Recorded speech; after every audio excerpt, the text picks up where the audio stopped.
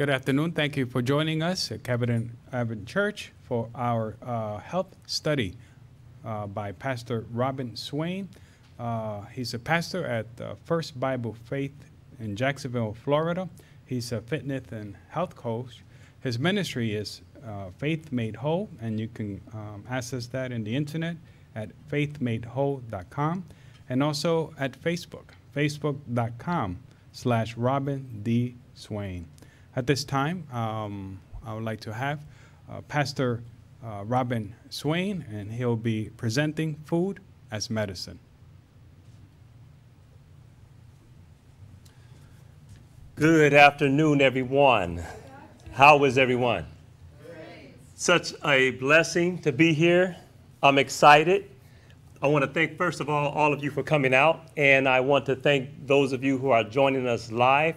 It is always a blessing to be able to come together and to just talk about things, whether they be spiritual things or whether they be things related to our health. The reality is that I believe that God gives us many blessings, and this is one of the blessings that we're able to experience, is to come together and learn about our bodies. And we're going to be talking about our bodies today. Today, our topic is food as medicine. I'm going to say a quick prayer, and then I'm going to go right into our topic. Father in heaven, I pray that you would be with us as we learn about the blessings that you have given us in food. For we ask in Jesus' name, amen. Again, my name is Robin Swain, for those who may just be joining us. I am a pastor as well as a nutrition and wellness consultant, as well as a personal fitness trainer. And I can go on. I wear many hats, but I deal with fitness. I deal with basically restoration. Restoration physically, restoration mentally, as well as restoration spiritually. So when you think about what I do, the best people have asked me, what do?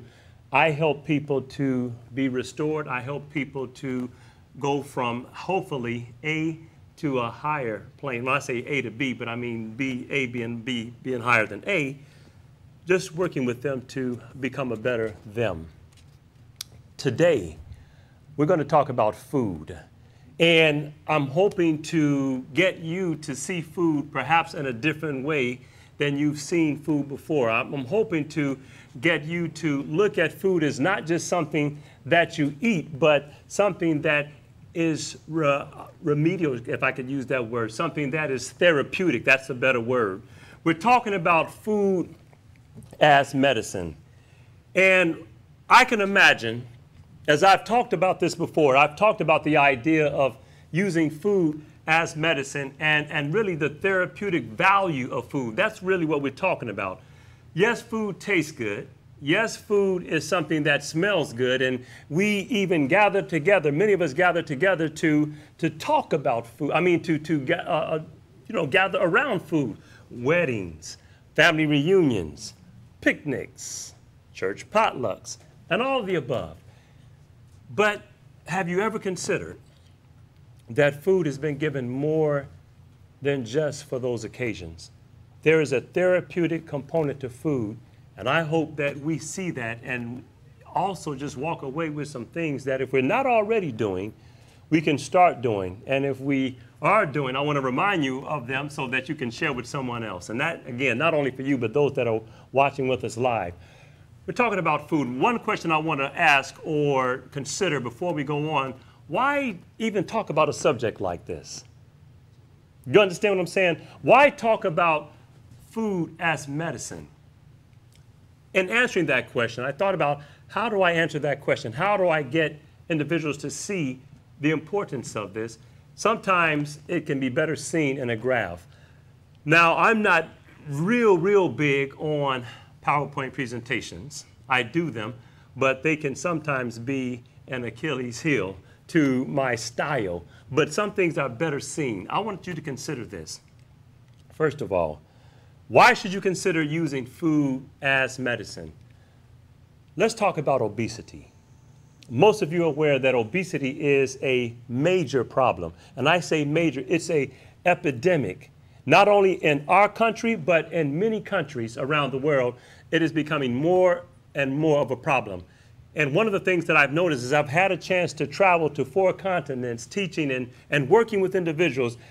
I found that countries, as they progress, you know what I mean? As they become more technically savvy, as they become more and more first world versus third world, if I could use that expression.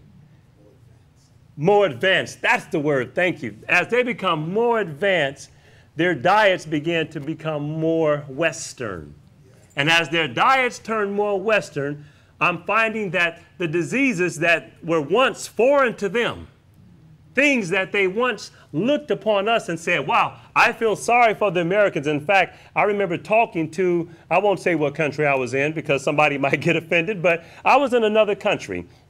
And they were talking about America, and they were talking about, number one, just how bad obesity was and some of the diseases, but they were also talking about from a moral place. We don't have high morals, they said. But yet they started to talk to me and they asked me about things that I watch on television. And they were naming all these American programs, Sex in the City and all these different things. And I told them, I said, I understand your thought process toward America. However, if your country continues to pipe in American television,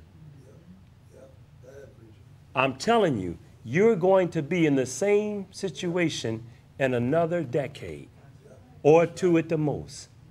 Where we're going, or what you're seeing is where you're going. You keep bringing in American television and adopting American or Western diets, you're going to be looking at the same diseases. Why consider, is my question, as food? Look at this. Let's look at what's going on. And I wanted to show you what I, in essence, let them see. But I didn't have the graph to show them. We're talking about epidemic of obesity in the USA. The reason why I chose obesity because obesity is somewhat a precursor to so many different things. It's almost a sign. Now, don't get me wrong. I'm not saying if you carry a few extra pounds that you're necessarily going to be sick. But there are so many relationships to obesity and many diseases. So we can use this somewhat as a barometer for what I'm talking about in regards to sickness and disease. I want you to notice in 1985, this graph, you see the blue, light blue and blue. And just to point out the obvious, but I don't know if I have a pointer here. Notice how this light blue, you'll see light blue is less than 10%. This is the population percentage-wise by state. Then you have 10 to 14%, a darker blue. Purple is 15 to 19. You have a yellow, which you don't see right now, 20 to 24%, 25 to 29, orange, and then I believe this is like a dark red. That's more than 30%. This is 1985. Not the best picture, but this is where we were. But in a minute, we're going to say that wasn't a bad picture. Let's continue. 1989. I want you to notice the changes. 1990. You're starting to see more dark blue. And then places where there was no light blue began to pop up. Then we start to see even more blue. Dark blue, medium blue, and the dark blue, if you will. Or what we could say purple. 1992, it seemed like everybody was jumping on the obesity bandwagon. It seemed to be but then now look at it. This is where we are in 1995. 1995, I'm going to submit that even right now, it doesn't look that bad when I think about where we are now. Let's continue though. Then we start to see the yellow pop in 1997. And of course, everyone wanted to jump on the yellow bandwagon, the 20 to 24% bandwagon. More and more. By 2001, we're looking at a serious problem, my friends. We're looking at a serious epidemic problem. Then the orange, 25 to 29%. 2004. I'm just going to go through these for the sake of time.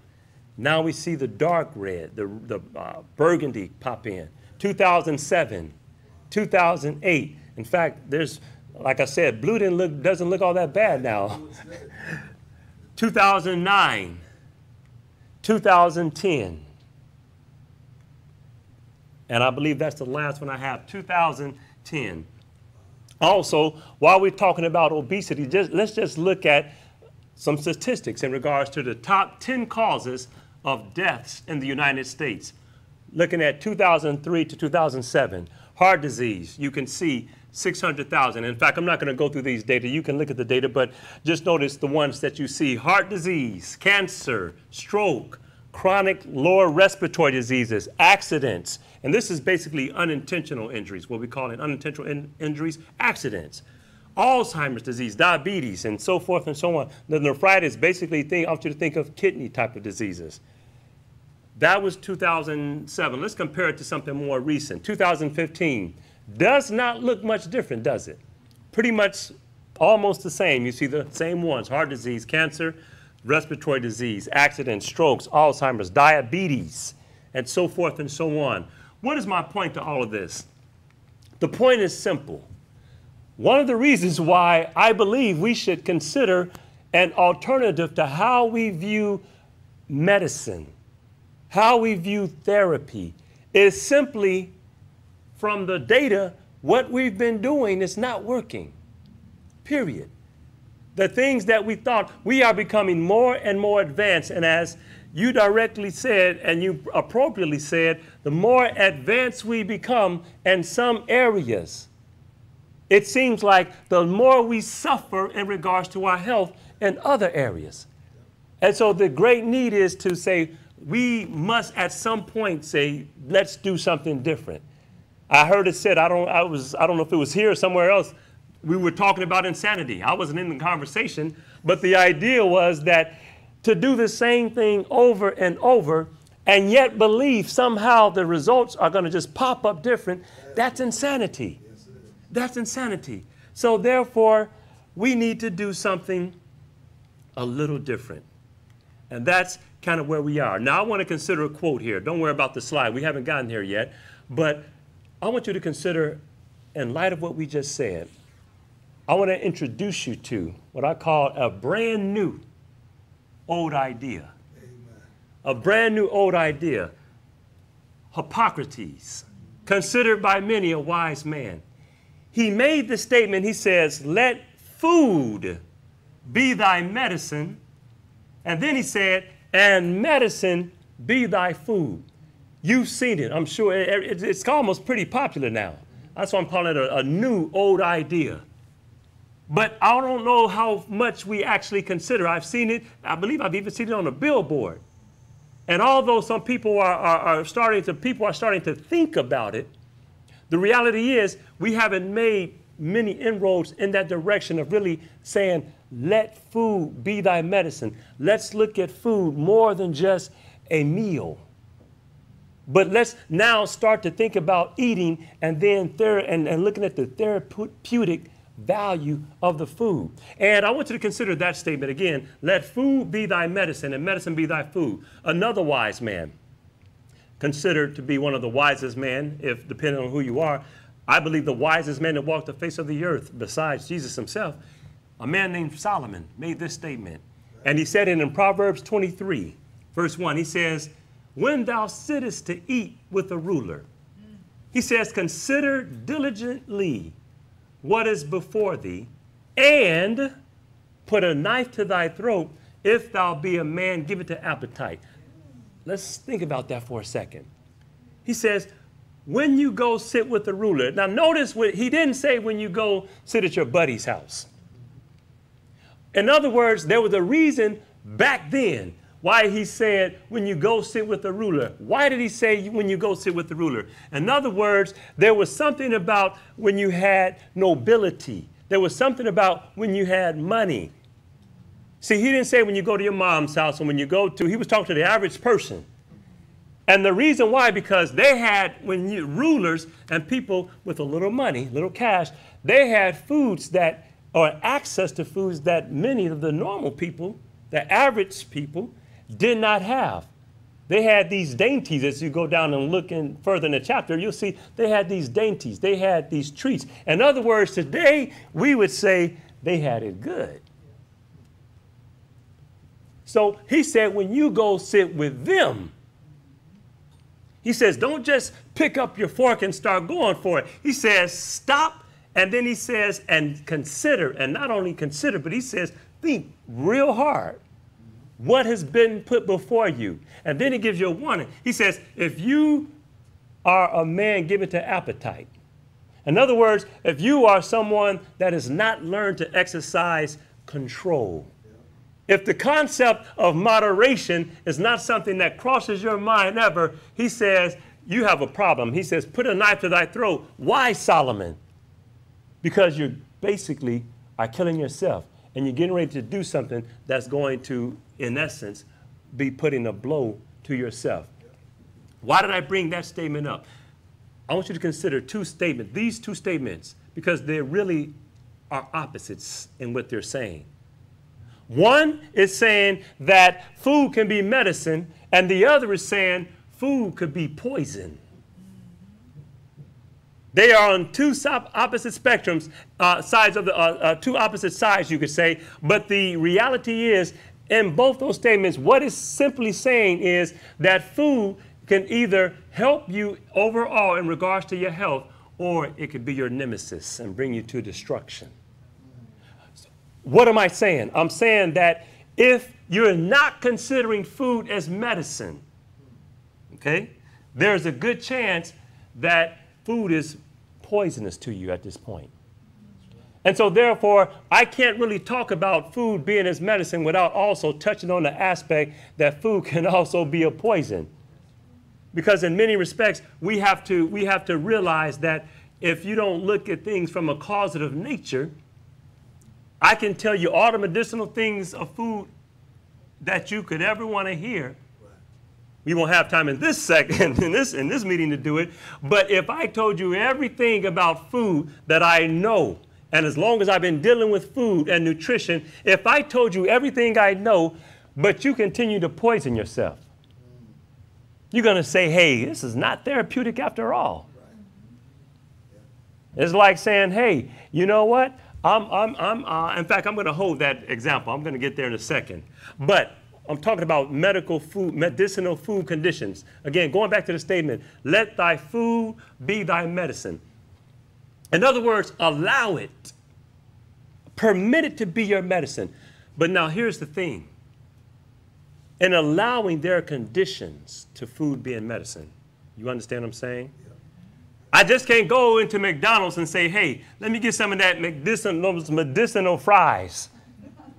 And I didn't mean to call out McDonald's name, but hey, they're number one. They can take a little constructive criticism here. By the way, many of these fast food restaurants, they're trying to jump on the bandwagon because they're recognizing that seminars like these are being taught and people are opening their eyes. I'm seeing fast food restaurants that are coming up with vegetarian burgers and salads and things that they would not 10 years ago, you would not have even thought to see on their menu. Why? Because they realize that people are waking up. My goal here is to help you and other people to wake up to see that we have to change our mind if we're going to change our society and change our own health. And when I say change our health, then we can help change the health of society. But it starts right here. It starts with ourselves. But first of all, it's a mind thing. We have to change the way we think. We have to do something different if we're going to expect different results. Now, back to what I'm saying. What are the conditions? Every food is not going to be medicine. I can't just go to anywhere, Ray's barbecue shack, and expect that I'm going to get medicinal food. And by the way, I don't know a Ray's barbecue shack. If you know someone with a Ray's barbecue shack in your area, please, I did not know that, and this is no offense to them, okay? But the point I'm making is you can't just go anywhere and expect food to have a medicinal effect. What makes it medicinal? Two things. It's very simple. Number one, it has to have nutritive properties, proper nutrition. In other words, when you consider the purpose of food, what did I say? Purpose. Did you know food had a purpose? I learned some years ago, to my shock, that food was not just so we could have church picnics. Food was not just for the purpose of saying, hey, I have a family reunion. Now we have something to do at our family reunion. It was more than that. And even in going back, considering one of the things it said in Proverbs 23, it basically deals with the idea of deceitful food. And when I first saw the expression deceitful food, I said, how can food be deceitful? Well, you have to consider the purpose of food. It was not just to be able to have gatherings. It was not to give you something to do when you get depressed. The original purpose of food was to build up the body. It was to be building blocks to fix, to restore. In other words, if it does not build, if it tears down, it's not really food, but it poses as food. Are you with me? In other words, it looks like food, and then, woo, it smells like food. And it tastes like some serious food, but it's deceptive food. Deceitful food is what the wise man called it. So we have to first consider what is food and the purpose of food. It's for the purpose of building up the body. So it has to be something in it. It has to be nutritious, number one. But guess what? It doesn't stop there. You ever heard the expression that says, you are what you eat? Absolutely. That's right. What if I told you that's not true? Oh, wait, before you run me out of here, wait, hold on. It's not true. It's not true. He's like, yes. I'm like, okay, let me go crank up the car and get my car ready. I know I'm getting ready to be put out. But hear me out, though. You are not what you eat. In other words, you can buy the choicest, select organic food. And you can go to Whole Foods and spend that little extra money. And yes, it is extra, okay? You can prepare it. You can steam instead of fry, and all these different things. But here's the reality. If you don't eat the food in a manner where it breaks down to the vitamins, the minerals, the nutrients, the fatty acids. In other words, if it doesn't digest properly, the best case scenario, and I'm telling you the best case scenario, this food you're going to take in if you are fortunate. I mean, you've prayed and the Lord says, I'm going to have mercy on you. You're going to just eat the food and it's just going to come out the other end. Oh, yeah. Oh, yeah. But that's the best case scenario. That doesn't, a lot of times that doesn't happen. We have GI problems normally. Digestive problems come about. And normally, a lot of times, the food gets stuck somewhere in that process. And then you have, start sticking to walls of the intestines. You have fermentation. And then bad bacteria begins to break. Talking about food is poison.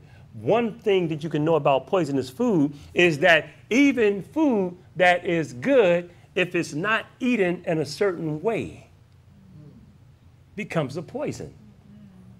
You said, I thought it was medicinal. It was supposed to be medicinal. But it has to be eaten. So now we broaden it to not only to what you eat, but then it comes to how you eat it.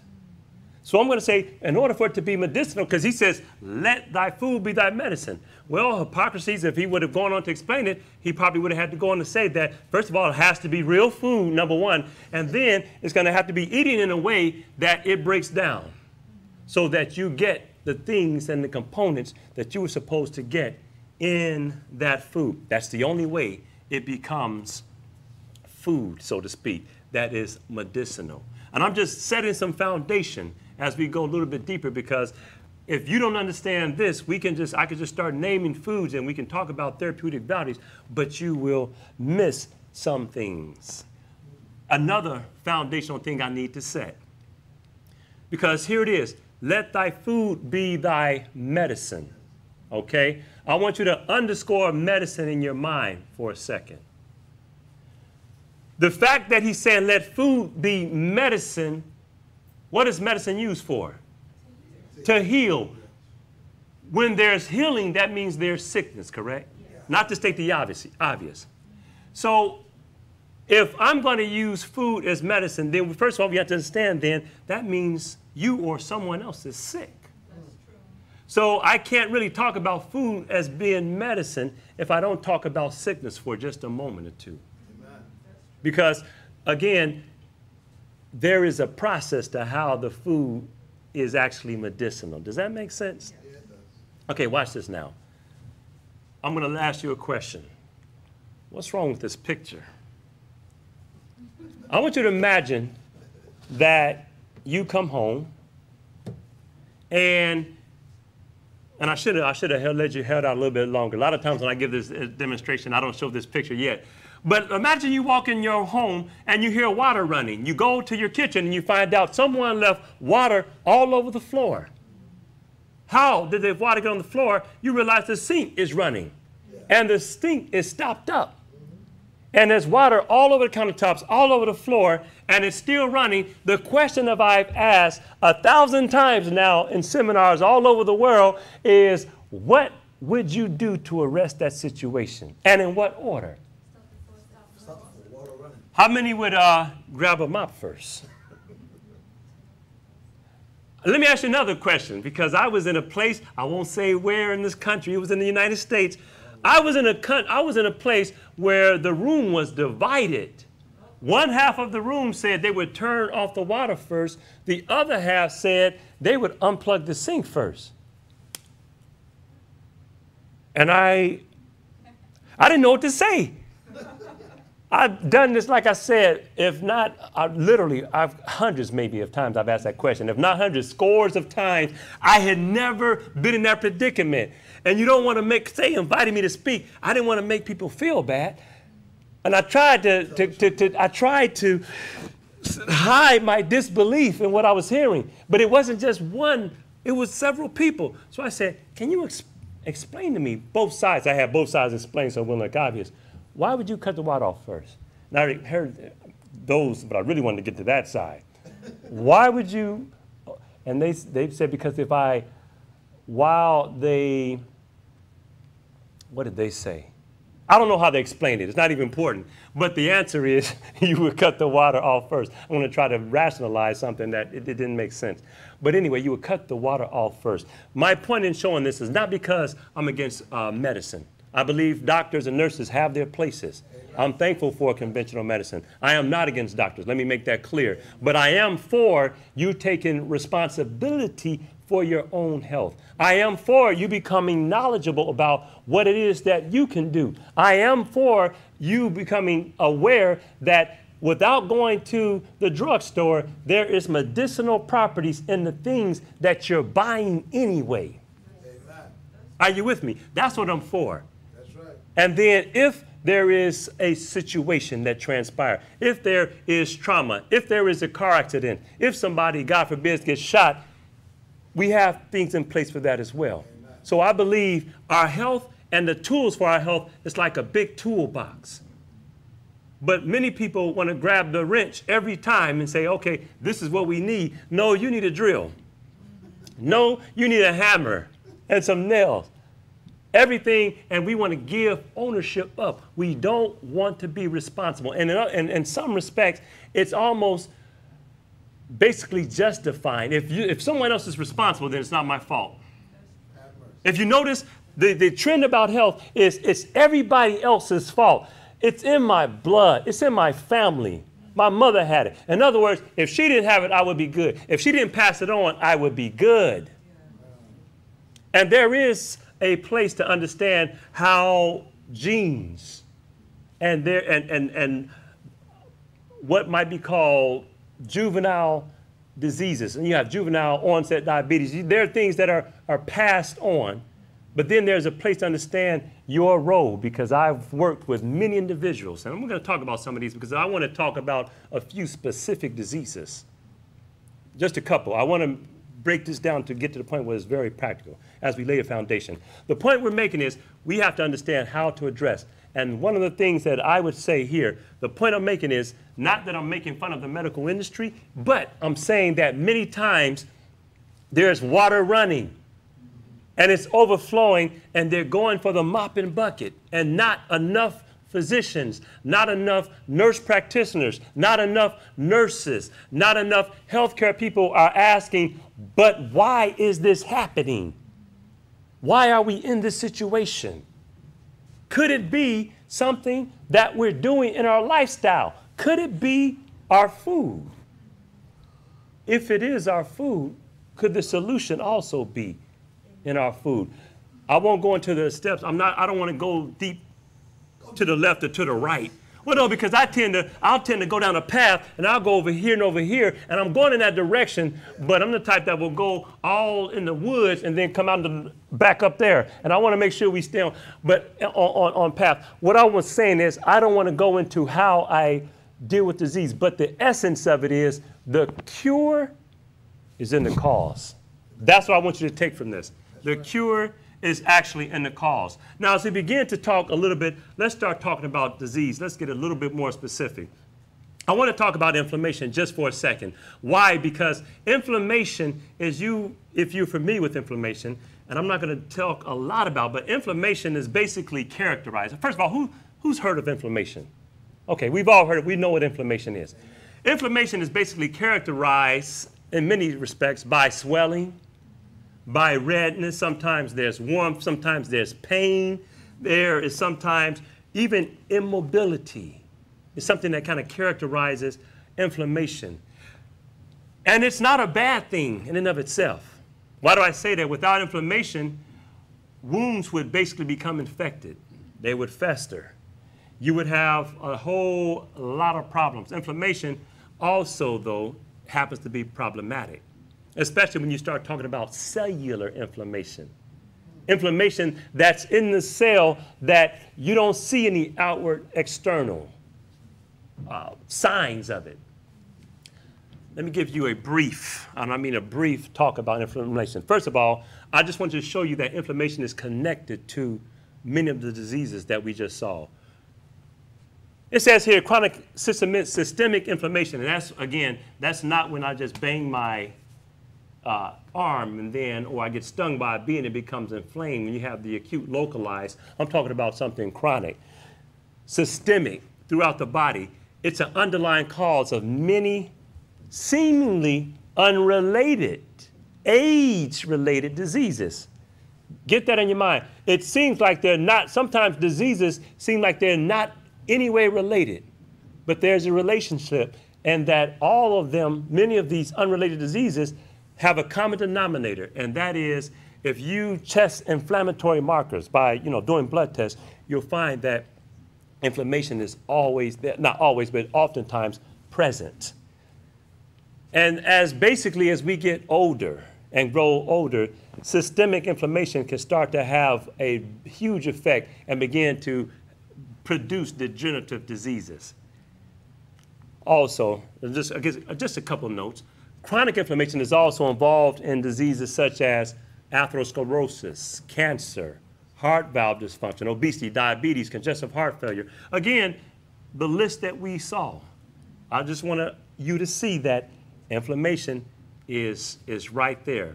Now, let's talk about inflammation. Since we're talking about food as medicine, I want to go ahead and let's start talking about something to deal with inflammation. Because, again, inflammation is going to be a common denominator to many. And I'm going to talk about a couple in a second. I think I'm going to talk about diabetes. I'm going to focus on that and maybe cholesterol as well. There are some that keep popping up all throughout society. I usually try to talk about those that are most general. Now watch this. Dealing with inflammation. There are foods, believe it or not, that can help stay and reverse this process. Two that I want to talk about can be found in this anti-inflammatory tonic that I put up right here. Anti-inflammatory tonic. Very simple. Notice what it has in it. You can use a juice. Most times people like to use orange juice. It's not my favorite. Orange juice is not my favorite. I tend to prefer something like a pineapple, but you can use, for the purpose of what we're doing, you can use it. Orange juice, apple juice, pineapple juice, whatever. About 3.5 cups of that. And again, we're talking about things that you buy. So most people already buy juice. I'm not even saying you should be buying juice. I'd rather you drink more water, or I would rather you juice it. But I really want to bring it practical to the person who it's already in your cart. Did you know that adding a couple things to that cart can have a tremendous effect on your overall health? Talking about food as medicine. Adding turmeric and ginger, again, equal parts. In this particular recipe, we have about 3.5 cups, and then turmeric and ginger, about 1/2 to 1 cup. And it depends on how much you can handle, so to speak. Because it's going to be it's going to be pretty, it's going to have some kick to it. But it will deal with cellular inflammation. Now, let's talk about a few properties of both of these. Let's go back. No, we're not there yet. Few properties. Let's talk about, let's see. Did I print some things about turmeric? You're familiar with turmeric, right? Yes. It's that orange, yellowish, deep yellow. And I tell you what, most people, they use it in curries. I'm going to tell you how I remember it. If you ever use it and you're not careful and you stain something with it, you'll never forget it after that. You're like, oh, that's turmeric, because you have a constant reminder. You've been there, absolutely. Turmeric there's several benefits. I'm going to move kind of quickly because I want to get to a few more things before I'll take questions in the end. Turmeric, excellent for the heart. Reduces total cholesterol.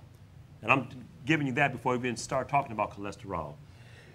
When I say cholesterol, it also helps specifically the LDL cholesterol. That is what people call the bad cholesterol. Now, I don't typically use the term bad cholesterol. I only use it because that's what society has denoted as bad cholesterol.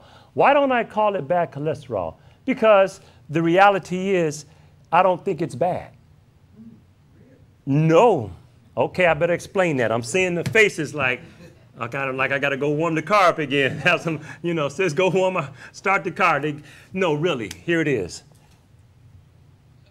I believe that everything God made is good. This is not a religious talk per se, but everything that I believe and everything that I embrace has a Bible foundation to it about health. Although I'm not here to convince anyone, I can't apologize about that. With that being said, I believe we were made, we were created. Cholesterol is something that we were made with. And even though, and it has a purpose. You say, what's the purpose? Picture this. Let's suppose I go into a hotel and you choose your favorite hotel. And don't choose an expensive one because I would be in real trouble. In fact, I would be in trouble anyway. But let's say I go into a hotel, and in a hotel, there's hallways and you have doors on each side. I go in this hotel with my sledgehammer. And I go and I just go up and down the wall. Pow! Knocking holes in the wall. Pow! Knocking holes in the wall. And I'm going up and down the hallways, knocking holes in the wall. And then my brother here, he says, you know what? This is ridiculous. He's going to make us all look bad. He comes by and he has some what do you call that? That putty, that plaster. Compound plaster. Yeah, he fixes the hose. He's like, oh, this guy here fixes the hose. There's another one. He fixes the hose. Fixes the hose. Is what is he doing? Okay, well, this guy here can do it then. Okay, well, he can help you. How about that? Question. What they're doing, is that a bad thing or a good thing? I would say it's a good thing, but it still doesn't stop the problem. Because this brother would have been like, you give me the sledgehammer, I'll be on the phone with 911. Okay, okay. Let's suppose you can't control that situation. The choice is either you leave the hole there or you fix it. And they're fixing it. I'm going to ask you again, is that good or is that bad? That's good. That's good. That's good. Let me bring it to our body. Have you ever heard the expression, the term, free radicals? Your body is subject to millions and millions of free radical attacks every day. In fact, I believe, don't quote me on this number, because I didn't rehearse this in my mind, but I believe it's each cell is exposed to, it's either 5,000 or 50,000 free radical attacks every day. Free radicals are something that you really can't. Now, there are things that we can do to increase our free radicals in our body. Are you with me? But a lot of it is just in the air we breathe, the fumes that come out of cars, and all these things. Free radicals are around us. And they're like little Pac-Man. They go throughout the body and they damage the vascular system, the lining, the veins and the arteries. That's the word. The arteries, they're damaging them. It's like they are taking little chunks and damaging them. Your low density lipoprotein, cholesterol, they are going through and they're patching it up. They're fixing that problem. Is that good or is that bad? That's good. Here's the problem, though. Let's suppose that we just get ridiculous with our lifestyle and we're putting holes as quicker than Mr. LDL can do his job. That's a problem. And then what happens is the holes are huge, and so the LDL is piling it on this side, and then it's like he's piling it on that side, and they're like, oh man, it's more, he's piling on this side. Guess what? My hallway becomes narrower and more narrow and more narrow. And now and that's when it becomes a problem. But Mr. LDL, I don't think is the bad guy, personally. He's just doing what he's supposed to be doing. He's doing his job. And he's doing it well, some would say a little too well. But the point I'm making is, and I'm not here to convince you because I understand, and then you may find some medical professionals disagree with me, fine. But I believe when God made Adam and Eve, the question he said, the statement he made was very good. I think that included everything. Now, anyway, but for the sake of being in harmony with everyone else, we call it the bad cholesterol. Man, I didn't mean to go way down. See what I mean? I say I'll get off that. But hopefully you have an explanation about why I say LDL is not the worst thing in your body, but it needs to be kept at a minimum. But if it was not there, you would have a problem. In fact, I have a presentation called Cholesterol, Friend or Foe. Is cholesterol your friend or is it your enemy? And the long and short of it is, it depends on what you do with it. It can be a friend, it can be a foe. And when I asked the question in the beginning, cholesterol, friend or foe, I remind people that it's responsible for over 200 functions in the body. There are over 200 functions that cannot happen. The making of certain hormones, sexual hormones, progesterone, testosterone, cholesterol. The making of vitamin D. Cholesterol is needed for that. So cholesterol is a good thing. But anyway, moving on. Turmeric, good for your heart. Also, it helps calm inflammation, which is why we have it in an anti-inflammatory drink. Let me keep moving. It also, turmeric, excellent for cancer. Look, and you can take this simple tonic, but go online, look for some more things. Cystic fibrosis, Excellent for that. Again, we're talking about the therapeutic medicinal value as food. It's a natural protection, by the way. Did you know there is, when it comes to neurological diseases, such as things like, when I say neurological things, that not just the brain, but think of the whole neurological system. So you're talking about Alzheimer's. You're talking about dementia. You're talking about multiple sclerosis. Okay?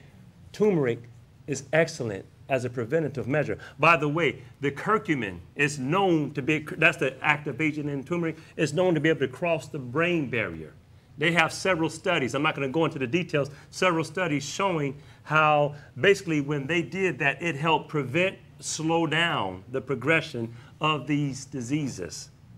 By the way, since we're talking about it, I'm not going to talk about it, but it just came to my mind, and we're talking about food, that's what I do. Amen. Olive oil is also an excellent thing for Alzheimer's. Therapeutic. It has something called oleocanthal in it that has been shown, and I won't go into the details, but I even read a study where there was a prominent doctor who I believe their husband, you heard it, and they able to basically reverse that process. I forget, was it Alzheimer's or? It was Alzheimer's. Again, it's the oleocanthal in the olive oil. Again, now it needs to be a good grade of olive oil. You know, it can't be the cheap stuff. But it also, I'm going to suggest that too much oil is not good for you. In fact, if you're dealing with certain diseases, it's best to eliminate oil altogether. I think low oil, low fat is better altogether. But if you're doing oil anyway, that's my point I'm making. These are things that we're already doing. Why not make it therapeutic? Why not use it therapeutically? So again, Alzheimer's, anything else? So basically turmeric. Let's talk about ginger for a quick second. When it comes to ginger, let me see what I have here. Ooh, ginger is a long list of, I have to write this down because there's so many things that ginger does. I'll just name a few and then we got to move on. Osteoarthritis, ginger is excellent for, because again, anti-inflammatory. When you start thinking about the joints, it's going to be excellent for that. Blood sugar levels. Ginger has been known to help do that. Indigestion, nausea, menstrual pains, ladies, menstrual pains, cholesterol again, cancer prevention, and I'll leave it with that. By the way, for those who are interested, it contains a substance called gingerol. And the gingerol is something that is, again, has a therapeutic effect, okay? With that being said, let's move on. So we're talking about, again, the inflammation, and I brought up inflammation because it lends itself to so many different diseases.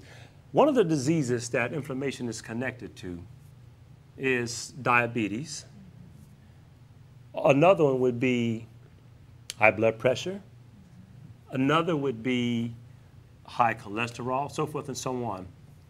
I wanted to somewhat move forward with that and just talk about some of the things that we find when working with these diseases that can help, specifically foods that help with those diseases. I want you to leave with something very real, very practical in regards to how can I take what I'm doing already.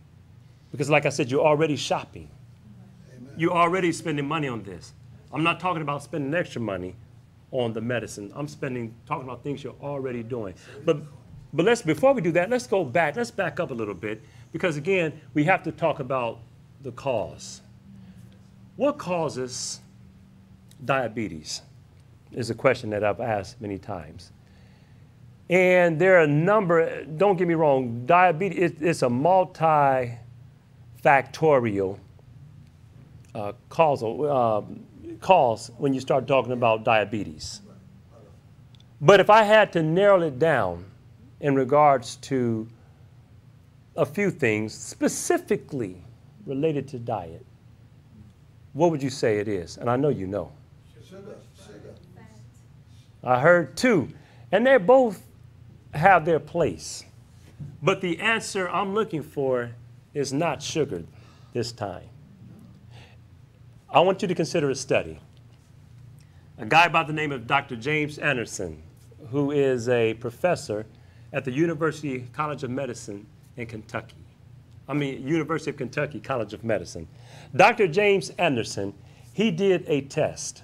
We're talking about what caused diabetes. And again, we're talking about food as a medicine and also as a poison. Now watch this.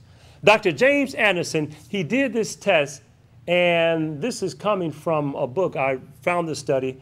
This is a very well-published study, but also in a book called Health Power. Dr. James Anderson, he took and wanted to see the effect of food.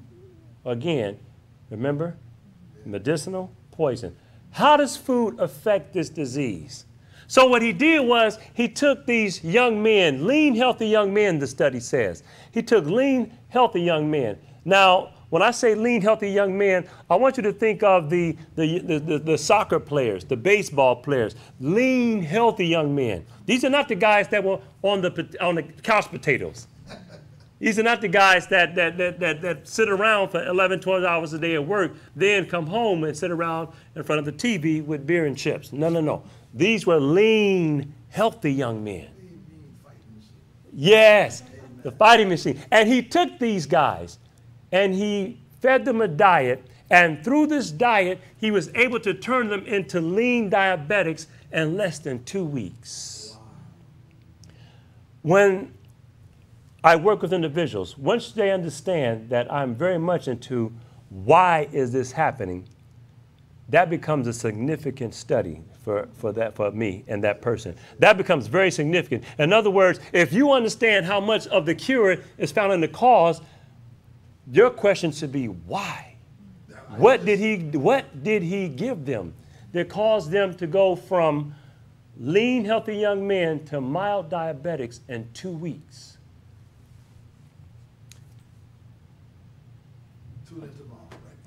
Yes, I'm going to try to, we ran out of time. I was going to try to keep you in suspense a little longer. I have to go ahead and tell you for the sake of time. Here it is. He fed them not a high sugar diet. He fed them a 65% fat diet. And it turned them into mild diabetics in less than 2 weeks. Now, just to make sure, because if you ask the average person, they will say sugar causes diabetes, and sugar causes it, and sugar plays a role as it relates to the function of the pancreas and insulin resistance. So that's a whole, like I said, it's multifactorial in regards to the cause. There are many factors to diabetes. But if you had to pin it on somebody, you know how sometimes there is, you know, when you come home and there's one person is going to be responsible for this. Somebody's going to be responsible. I'm going to say it's the fat. So he said, let me take some more lean, healthy young men. And he fed them a pound of sugar every day. Not for 2 weeks, because 2 weeks nothing happened. So he did it for 3 weeks. He did it for 4, 5, 6, 7. Finally, after 11 weeks, he terminated the experiment because he could not produce even one diabetic by feeding them 1 pound of sugar a day. Could not produce one diabetic. So I'm going to suggest to you that the primary cause of diabetes is a high-fat diet. So again, going back to our screen, the first thing we need to do when we want to start looking at food as a medicine, what do we need to do to turn off? We have to turn off the water, right? Yes. We're going to turn off the water first, and then we're going to, after we turn off the water, then we're going to unplug the sink. Then, and only then, we're going to go get mops and towels and start cleaning up the mess. When I talk about food is the medicine, the food is medicine is really the mops and towels and other things, because we can bring lifestyle into that equation as well. But we're talking about food as medicine, not necessarily other lifestyle things such as exercise, which I believe in exercise as well. But we're talking about food as medicine. But I can't talk about the mopping and the towels, mops and towels, without talking about turning off the water. Are you with me? Absolutely. So we must turn off the water. So my first suggestion is, if you are a diabetic, to strongly consider moving from a high-fat diet to a low-fat diet. And then all fats, you have to understand, are not created equal. So we have, because there's something called healthy fats, and there's something called not so healthy fats. So I'm going to suggest that our low-fat diet, and even we can sometimes even get away to a moderate fat diet if we're healthy, but it needs to be low if you're trying to reverse some of these diseases, because again, fat is the problem, but it needs to be a healthy fat. Healthy fats have a number of beneficial effects, such as avocado. Yes. Did you know that avocado has health benefits? I want to touch on that in 1 second. But watch this now. You go to a high fat to a low fat diet. So the question that should be asked is, what are the largest source of fat in my diet? You understand what I'm saying? In other words, if I want to go from a high fat diet to a low fat diet, I could start cutting out things. I'll give you an example. I was into bodybuilding at one point, and I remember that I used to tell people, I was a personal trainer. I would tell people, you know, we got to trim the fat. And when you go to the store, I want you to get lean cuts of ground beef, very lean cuts. I want you to make sure they trim the fat off of this and that and so forth. That's what I used to tell them. Little did I realize that did very little as far as reducing the overall fat. Why? Because most of the fat is in the muscle tissue of the whatever animal you're eating. In fact, when asked the question, what is your major sources of fat, the answer goes back to animal products. In fact, there's a statement, I'm going to quote it directly. It says, animal products are the largest source of fat in the diet and the only source of cholesterol. Again, that's coming from that same book, Health Power. I didn't put a slide up for it, but again, largest source of fat, the only source of cholesterol. So if you are going, and this is why, and I'm not saying things that, now I've been teaching this for years, decades now. It was a little like, people used to give me the side-eye look when I was teaching this before. Now people are saying, okay, what do I need to do? Because I've seen it. You know, even doctors who are, if a doctor's worth his salt, they are telling you, you know what, we need to reduce the meat. Maybe 3 or 4 times a month. Maybe 5 or 6 times a month. By the way, go ahead and cut pork out. That's what doctors are telling you. In other words, they're itching. Not itching, they're inching more and more to the place where I've been trying to get people for years. They're understanding that there are undeniable correlations between these high-fat, salty, pesticide-laden, and even because I have to put this in there, because some people say, well, this is cage-free. This is organic. This is free range. And that might be a notch better. But that's not food as medicine. That is, again, that's lesser poison.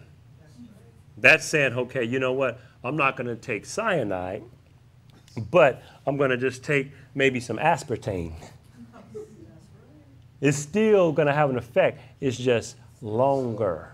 Are you with me? So with that being said, understand very clearly. By the way, what time do we start here? I want to keep track of my time. 3:30, okay? So I have a little more time. Okay. Thank you. That's what I wanted to hear. I was waiting for somebody to just say it. Oh, I said it before. Take your time. All right. Okay. No, I won't go keep you too long. I want to stay somewhat timely, but here it is. Let's go back to this now. We want to do the to minimize as much as possible. Ideally, I say just remove it. People say, what about those nuts? Man, you had a whole handful of nuts. And it's like me telling you, you know what? You don't really need to have water around you. So I need you to go remove those water bottles. Everyone remove those water bottles from your car. And I'm saying that to you while your car is parked at Niagara Falls, okay? The reality is sometimes we can focus on things that, yes, nuts do have fat, and it's a good fat for to be honest with you. And the biggest sources of fat, they get in a carte blanche pass, and hey, just. So with that being said, we want to minimize fat. Now, what are some foods, though, that we can do to help diabetes? And I just wanted to touch on that for a second. But what are some foods that have been known? You know, there are foods that have been known to help deal with diabetes. Let's start with legumes, beans. Beans are ideal for diabetic because of a few things, but one of the main things is the fiber content. If you know anything about diabetics do very well when they have a high fiber diet. And the fiber content of beans and legumes is what makes them extra special for diabetics. They are very, very well tolerated for diabetics. In fact, I like my diabetic clients to eat beans at least 3 to 4, ideally more like 5, 6 times a week.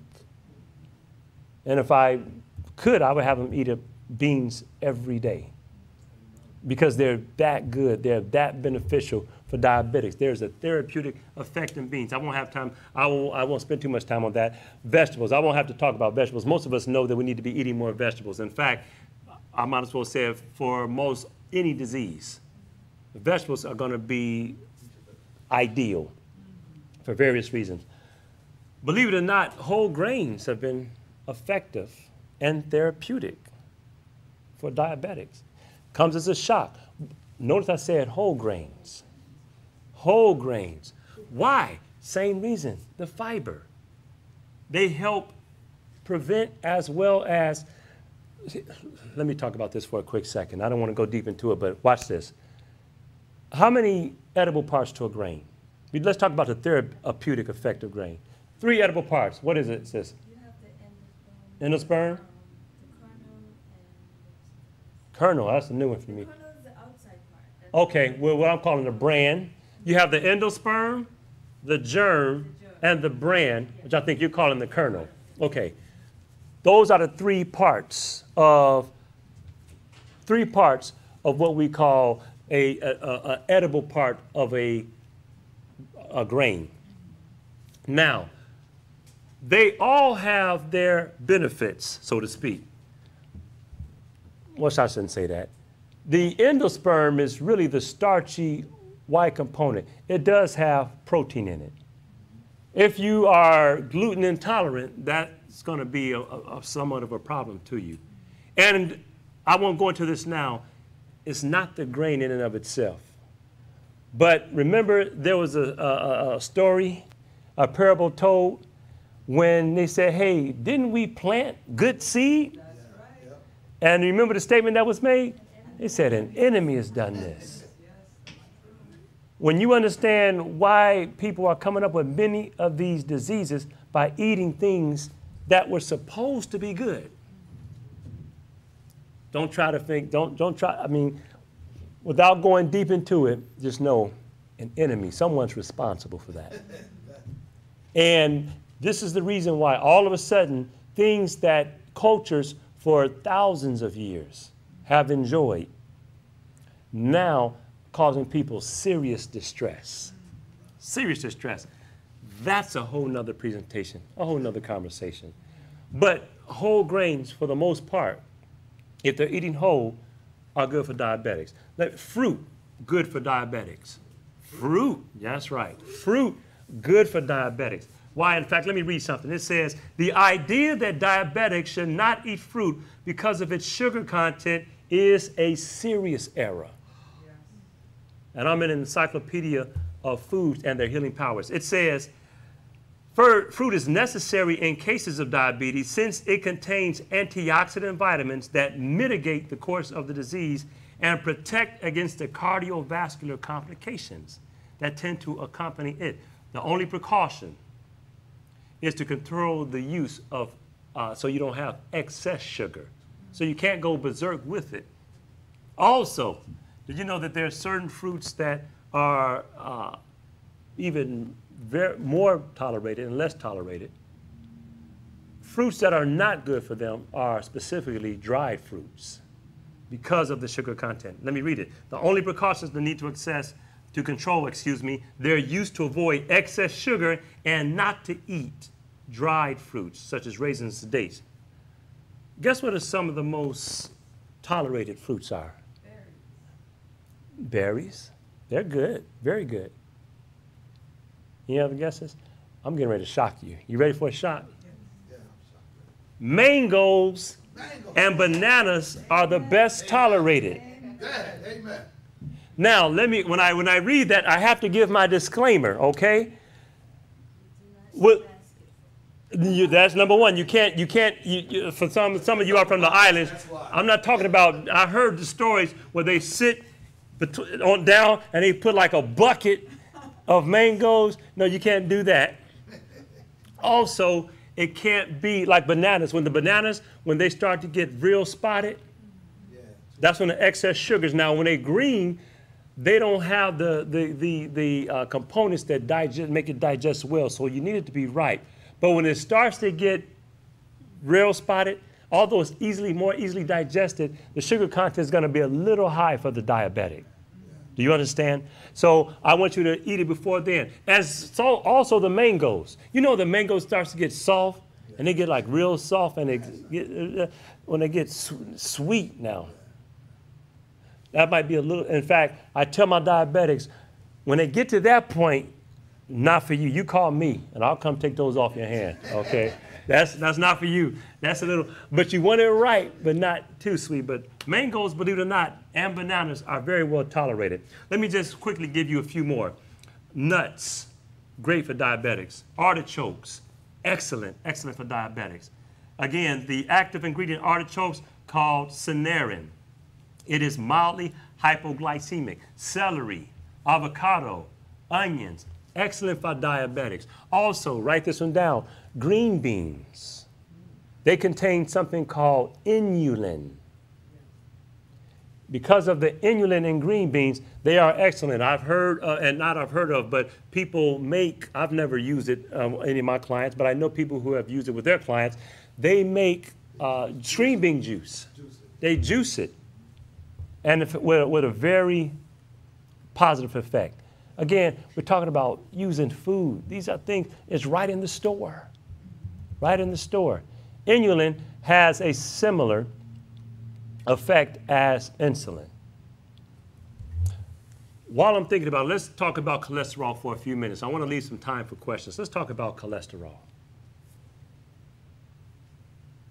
I talked about it a little bit. I just want to touch on it a little bit more. Let me ask you a question. And I gave up some of my answers. What causes high cholesterol?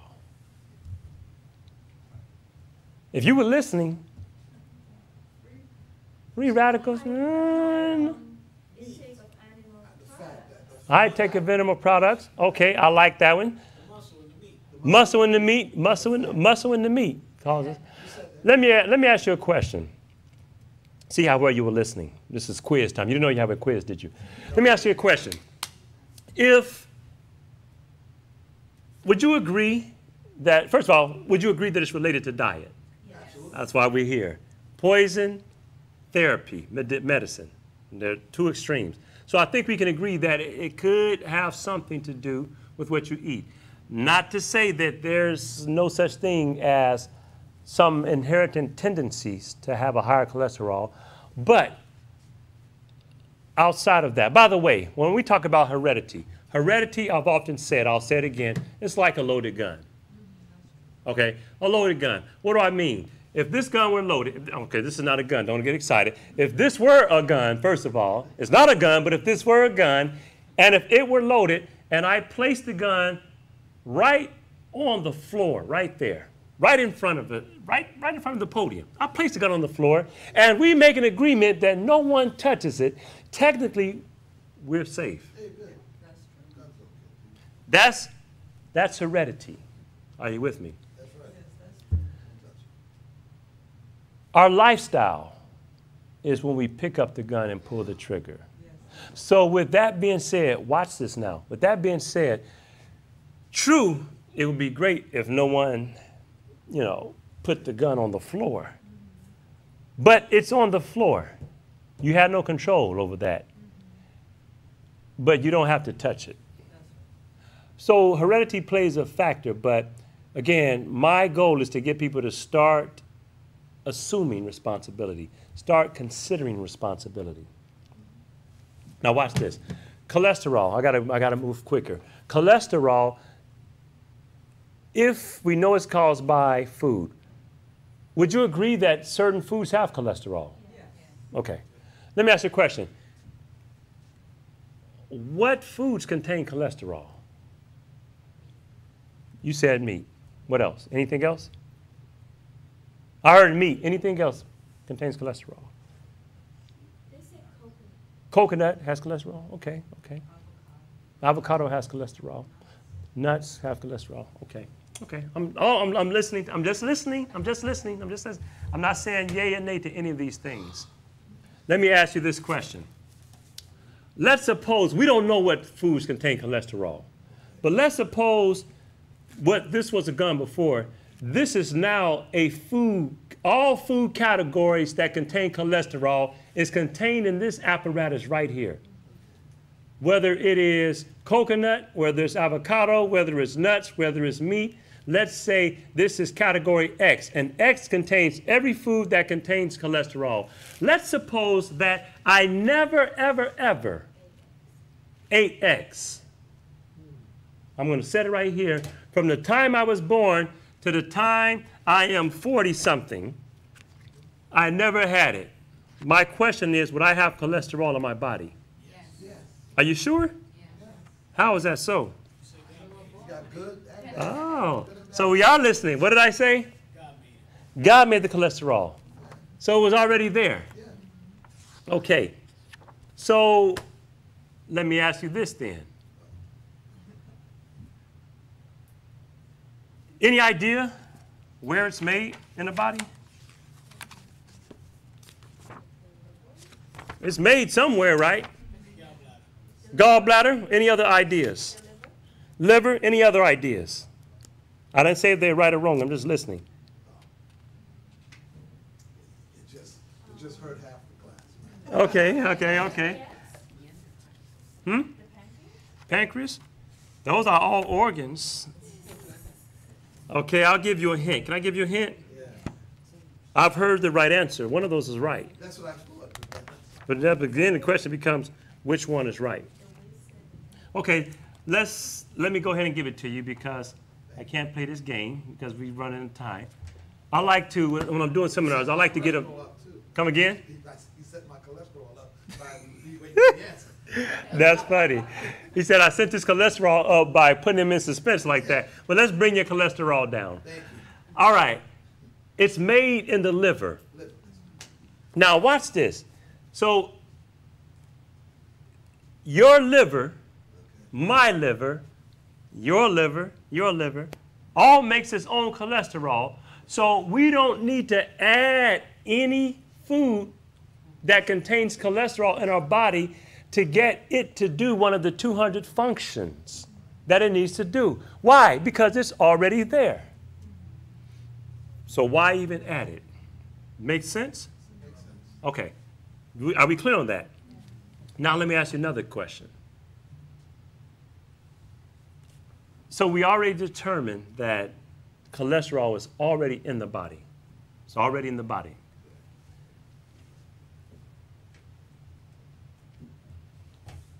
If from the time I was born to the time I'm 40-something, we know I would have cholesterol. But if I never ate my category of food here, Could I have high cholesterol? Who said yes? Okay. Somebody explain yes or no. This is one you just can't say A, B, or C. Explain. How is that possible? Or why is it not possible? And you're not eating. I'm not eating any of these foods that cause high cholesterol. And you said hereditary. Hereditary, I'm not gonna. I can't go with that as a reason. Nope. The only hereditary is God. Free radicals. So you have a lot of free radicals. That's little exercise. Okay. And aren't there other factors that contribute to the damage of the liver that would affect not only cholesterol? You all are thinking. Okay. No, that's good. No, that's good. That is good. Other things that you, and even though you may not eat the toxins, the toxins come in, you may not eat the foods, but the effect is lack of exercise, the lack of rest, sleep, lack of sleep, stress in your life. Okay. All those factors come in. That overworking, emotional stress, psychological stress. I'm just getting stressed out trying to find an answer. Okay, let me give you the answer because this is my brother's cholesterol was going up. Here it is. Okay, listen, check this out. The answer is yes. Do you remember that I said it has to do with one of the functions of cholesterol? One of the functions of cholesterol is that it's used to make something called bile. You ever heard of bile? Yes. What is bile used for? Break down what? Fat. Okay. And bile is also an emulsifier. You know what an emulsifier is? What is an emulsifier? It gives strength? No, it just makes it easier. It makes it into smaller molecules, and then so it's easier to get mixed in, and then it seems like it is one thing rather than fats appearing. Okay, these are all right answers, but I need to explain this to a kindergartner. That's me. Okay, I need to explain this to the kindergartner. Here, emulsifier, here it is. Emulsifier does two things. Emulsifiers have the ability to grab onto water. It has two hands. I can grab onto water and I can grab on to oil at the same time. They don't mix. One of the most common emulsifiers, soap. You ever fry something and then you say, I'm just going to rinse it out? No, it's not going to rinse out. But if you put soap on it, soap can grab to the water and it can grab onto the actual oil at the same time, and then you can wash it off. Your body is water, but yet we take, mostly water, thank you, but yet we take in fat. Everything that happens in your body is going to happen in a water environment. So what happens is you have bile, it breaks down fat, and it's an emulsifier. It enables your body to be able to utilize the fat. So I've heard the answer, and they're all good answers. Bile helps your body deal with fat. Now, cholesterol is used to make bile. Are you with me? So if I eat a high-fat meal, my stomach, it sends a signal to my liver to say, we need to make more cholesterol because we have to make more bile. So it starts up this cholesterol factory type of production system going. It kind of cranks it up, turns it on, and say, let's start cranking out cholesterol so we can make bile to deal with this high-fat meal. The only problem is that that factory runs for 2 weeks before it shuts down.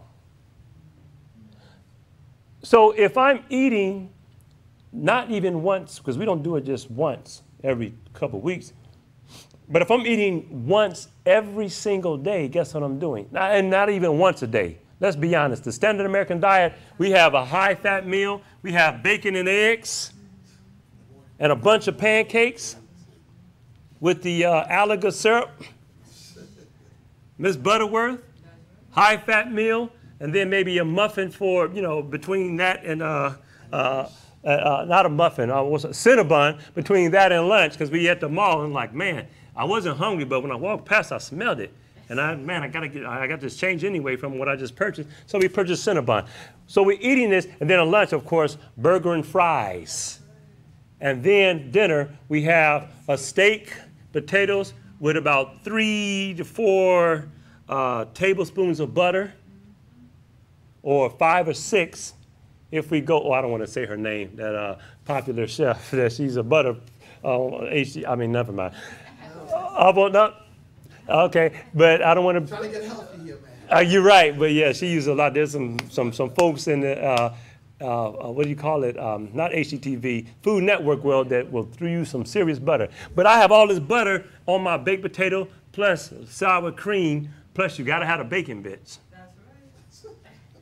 And then we're good for the day. But then it gets to be like 8, 9 o'clock and we gotta wash it down with some more. Yes, ma'am. White ice cream just makes the whole day go right. So we got this high-fat meal.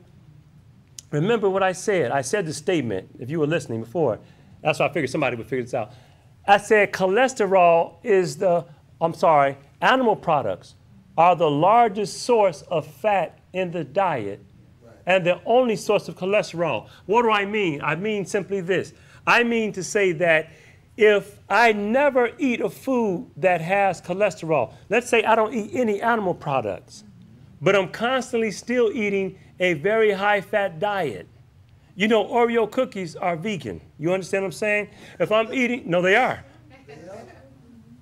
If I can eat a high-fat diet without ever touching, and I'm talking about the wrong fats, without ever touching animal products, guess what it's going to do? It's going to cause my body to want to continually produce more cholesterol. Now, you're not going to see it initially. You're 10 years old, you're not going to see it. 15, maybe no. And you get to start 40, starts catching up.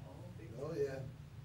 35, 40, 50. Testify, bro. So again, it helps that. But we're talking about therapeutic foods. Let's talk about some foods that we can eat to help bring down our cholesterol. Now, first of all, let me just run through a few. I already mentioned, let me just, for the sake of time, I'm going to skip through some of these ones that I know that we already know. We already know that green leafy vegetables are going to help, correct? Because they help with everything. I already said that. We already know fruit and vegetables, but even in addition to those, there are some more things that we can do to help cholesterol. Let's see, where do I want to go? I mentioned whole grain. Again, some of the same things. Whole grains, legumes. Believe it or not, nuts are beneficial. There is a healthy fiber. In fact, write this one down. If you have high cholesterol, speaking of nuts and seeds, I'm going to recommend that you take 2 tablespoons of freshly ground flaxseed. Again, the key is freshly ground. Consume it every day. That is going to help, that fiber is going to help bind excess cholesterol, remove it from the body. I have all my high cholesterol clients do that. 2 tablespoons of freshly ground flaxseed. Another one that I may not mention, I don't want to, because my time is running out, I want to start throwing these out there. Garlic. Garlic is good for a number of things. It's antifungal. It is very much antifungal. Has antibacterial properties, a number of properties. And it is excellent for cholesterol. In fact, they did a study. They found that if you were to eat a piece of toast with butter within, I want to say an hour, could be 2. Don't quote me on the time because I don't have the study in front of me. But within an hour to 2, your cholesterol increases by 25%. Let me show you how powerful garlic is. Garlic has been known, they have done this test where, and when I first said garlic, I was like, oh, I know what they're going to do. They're going to put some garlic on the butter and then eat it and then watch it have an effect. And you would expect, what would you expect? Guess what? It did not cause the cholesterol to increase. But it's even better than that. They found that even taking the garlic and just rubbing the bread before they put the butter on there, and then putting the butter on there. So in other words, without putting garlic on the toast with the butter, when they rub garlic on the toast and then put the butter, they found a 25% increase did not take place. Garlic is a therapeutic medicinal food. We would do well. Garlic also, since I'm talking about it, is excellent for high blood pressure. It is excellent for high blood pressure. I recommend, again, you call that little thing, to press some fresh garlic into your meal at least once a day. Especially if you are dealing with high blood pressure. It is a therapeutic food. And there are other therapeutic foods. I'm going to go ahead and bring this to a close very quickly here. Other therapeutic foods. There are some foods that are therapeutic that I don't even recommend eating, but I have used therapeutic. One of them, there's so many. Lemon. Lemon is a therapeutic. And I do recommend eating lemon. That's not the one I'm thinking about. Lemon, very powerful. It contains something called limonene, a therapeutic food. I recommend, first of all, you try to get some lemon in you every day. I recommend squeezing lemon in water first thing in the morning. Warm water with lemon. It does a number of things. It helps alkalinize the body. It cleanses the organs. It helps prepares the body for digestion. And there are a number, if I had time, I could almost do a whole talk on just the lemon by itself. But lemon is a therapeutic food. Be wary now. It's very acidic. But the acidity in it is outside the body. When we start talking about acid foods versus alkaline foods, we're not talking about the food itself. We're talking about the way it's digested. In other words, I'm not talking about the tree, but I'm talking about the ashes after you burn the tree.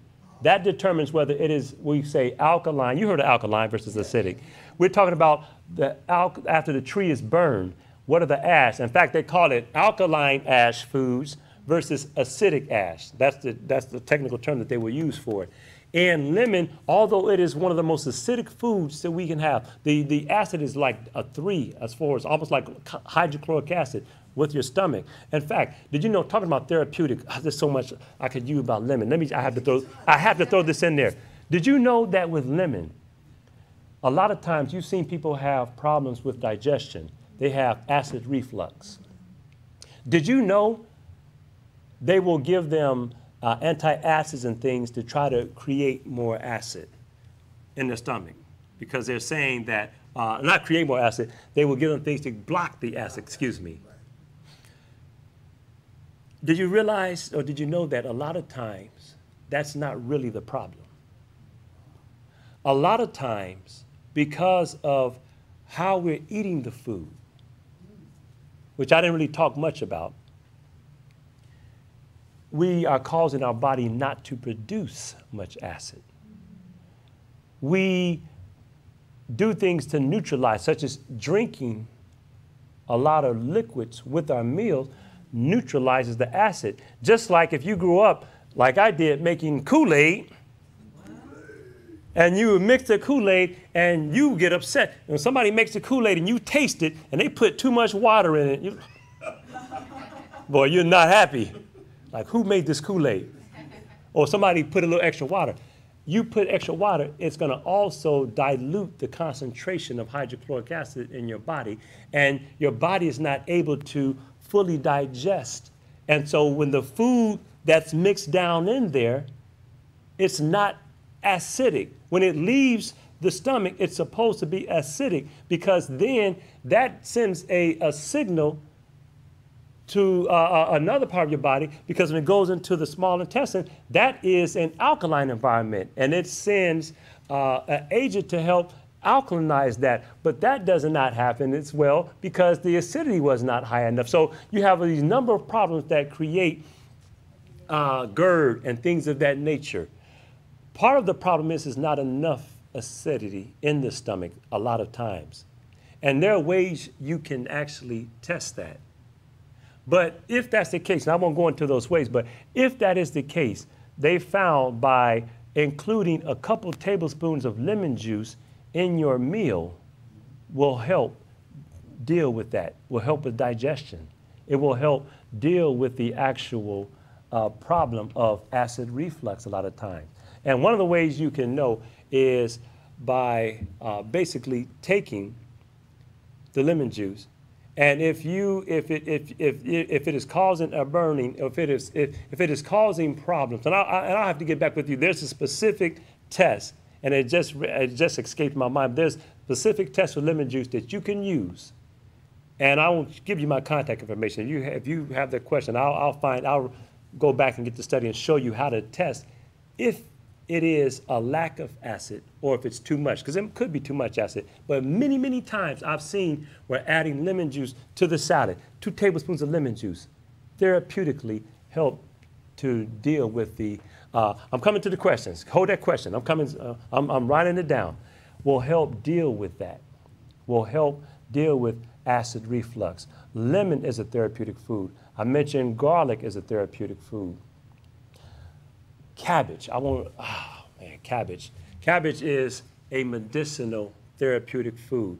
It has the ability, in fact, I've done, true story, I've been in cooking classes. No, this was not a cooking class, it was a herbal class. In fact, I was doing a class where I was showing some demonstrations on herbs and things of that nature, but I was doing it mostly with food. You can take a food, it's a cruciferous vegetable. By the way, the word cruciferous means one that bears the cross, the real name, the literal name. Cabbage literally has that effect. It actually will, if you talk about the spiritual comparison, it's mind-blowing. First of all, in order to get cabbage to be therapeutic, you really need to beat it first. It has to be bruised, in other words. I hope you understand where I'm going. It has to be bruised. And once it's bruised, then it will take upon your infirmity. And then you're relieved of yours. So I've made a poultice, not a poultice, I've done it where I've taken a little cabbage and I had a person, I said, anybody dealing with arthritis, had them come up. And I've done this more than once, by the way. And I would beat the cabbage, because we're going to be there for about an hour and a half. I would just put it between some plastic, like saran wrap, and just beat it till it starts to bleed, till it starts to sweat. It's bruised. And then when it's wet, I take it, open it up, wrap it on that thing, wrap it on that joint. And the response is, I could feel it. It's almost, they could feel like it's kind of a slight sucking motion. Now, I've done it for myself. I didn't really feel the sucking motion, to be honest. But, sometimes, but the mind, no, it has helped. I've done it when I've sprained my foot, had it swollen. I've done it. But some people have told me they feel like it's actually sucking a little bit. Wow. But either way, an hour later, they tell me their pain is gone. Amen. It bears that infirmity. It is a therapeutic food. You can use it in so many different ways. In fact, I think I have, right here in this picture, I'm using cabbage.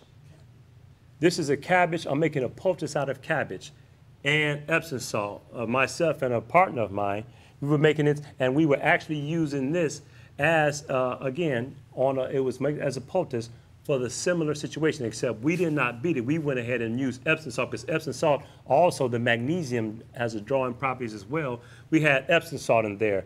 Also, depending on the situation, if there were infection involved as well, garlic, onion, you can put that all in here. And again, you see me with the Epsom salt. Adding the Epsom salt, and that's what it looked like. It was blended in a actual blend tech. This is not a promotion for blend tech. I don't like to use names because these people are not paying me to use their names. But it was in a fix that, preacher. You're right. I need to get paid for that promotion, okay? Blend Tech, if you're out there, please call me and we can do some things together. And Vitamix, we won't leave you out either, okay? Now watch this.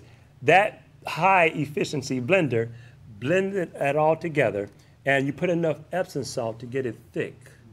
And you put that on, paste, wrap it up, and we have seen pain, swelling, and all types of things just diminish from that experience by itself, by using food. Another, and the last testimonial, had one individual, nutmeg. I don't recommend the use of nutmeg in food. No, it has something called myristicin in it. Myristicin depresses the central nervous system, okay? Now, it depresses the central nervous system. However, if you ever come across someone that's having a stroke, that depressing situation could be of a benefit. I have heard of situations, I've never been in a situation, I have heard of situations where people were having a stroke and they took a nutmeg clove and put it under the tongue and it stops the stroke mid-stream. And because I understood that, I've had clients who I had not in the midst of having a stroke, but after they had a stroke. And I remember one specific individual, it was a friend whose mother was here from Europe, mother-in-law, I'm sorry. His wife's mother was from Europe. They were there and we gave them, I recommended that. She had had a stroke, okay? Now with this, there were no nutmeg cloves around. So I said, take a half a teaspoon, put it under the tongue. I had to do it a few times a day, 2 or 3 times a day, and just let it sit there, mingle with the saliva so that it absorbed quickly. She was only here for a week, went back to where she was from. Within about 2 weeks, I got the call and said, you know, the effects, how the face is twisted and so forth and so on, all that had unlocked because of that, again, therapeutic effect. It depresses the central nervous system. It's not something it's not my go-to that I will quickly use, but here again, it does have a therapeutic effect. By the way, I said that was the last thing, but we talked about cholesterol. I can't leave with this because I want to make sure we understand. My teaching needs to be complete, so to speak. Amen.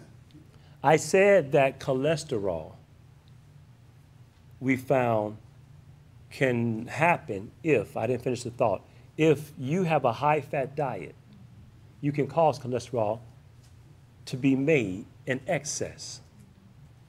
Cholesterol, we said, was made where? In the liver. Here's something I would have in my seminars, I will have people repeating. You don't have to, but I'll say, if it has a liver, if it comes from a liver, or if it comes from something that has a liver, or if it has a liver, comes from something with a liver, related to something with a liver, or if it has a face, or if it has a mother, it's going to have cholesterol. So we're not only talking about meat. I asked you what foods contain cholesterol. I want to make sure we're clear. Meat comes from something with a liver.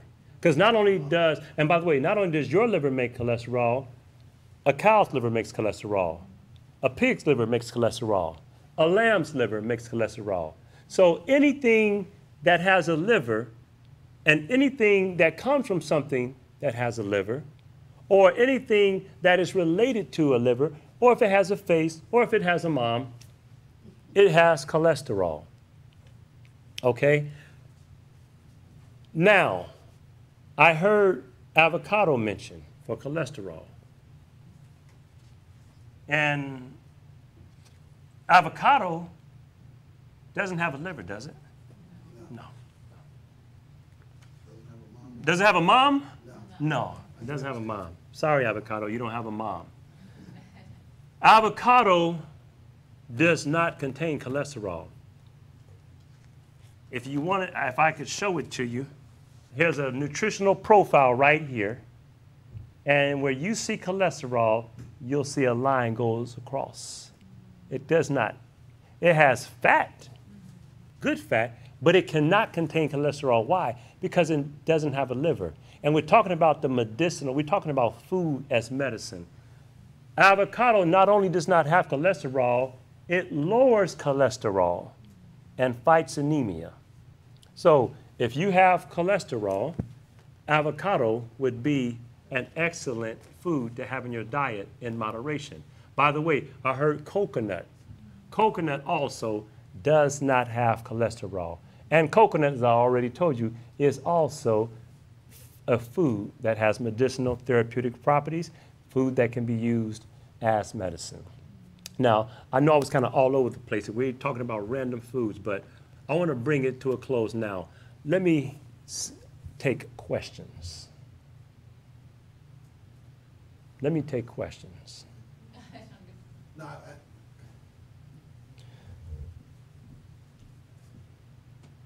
We started at 3:30, so I have not gone our full. We started a little bit late. This is normally a 2-hour program, and we have not gone 2 hours yet, so I have time for some questions. Let's, Okay. yes. okay.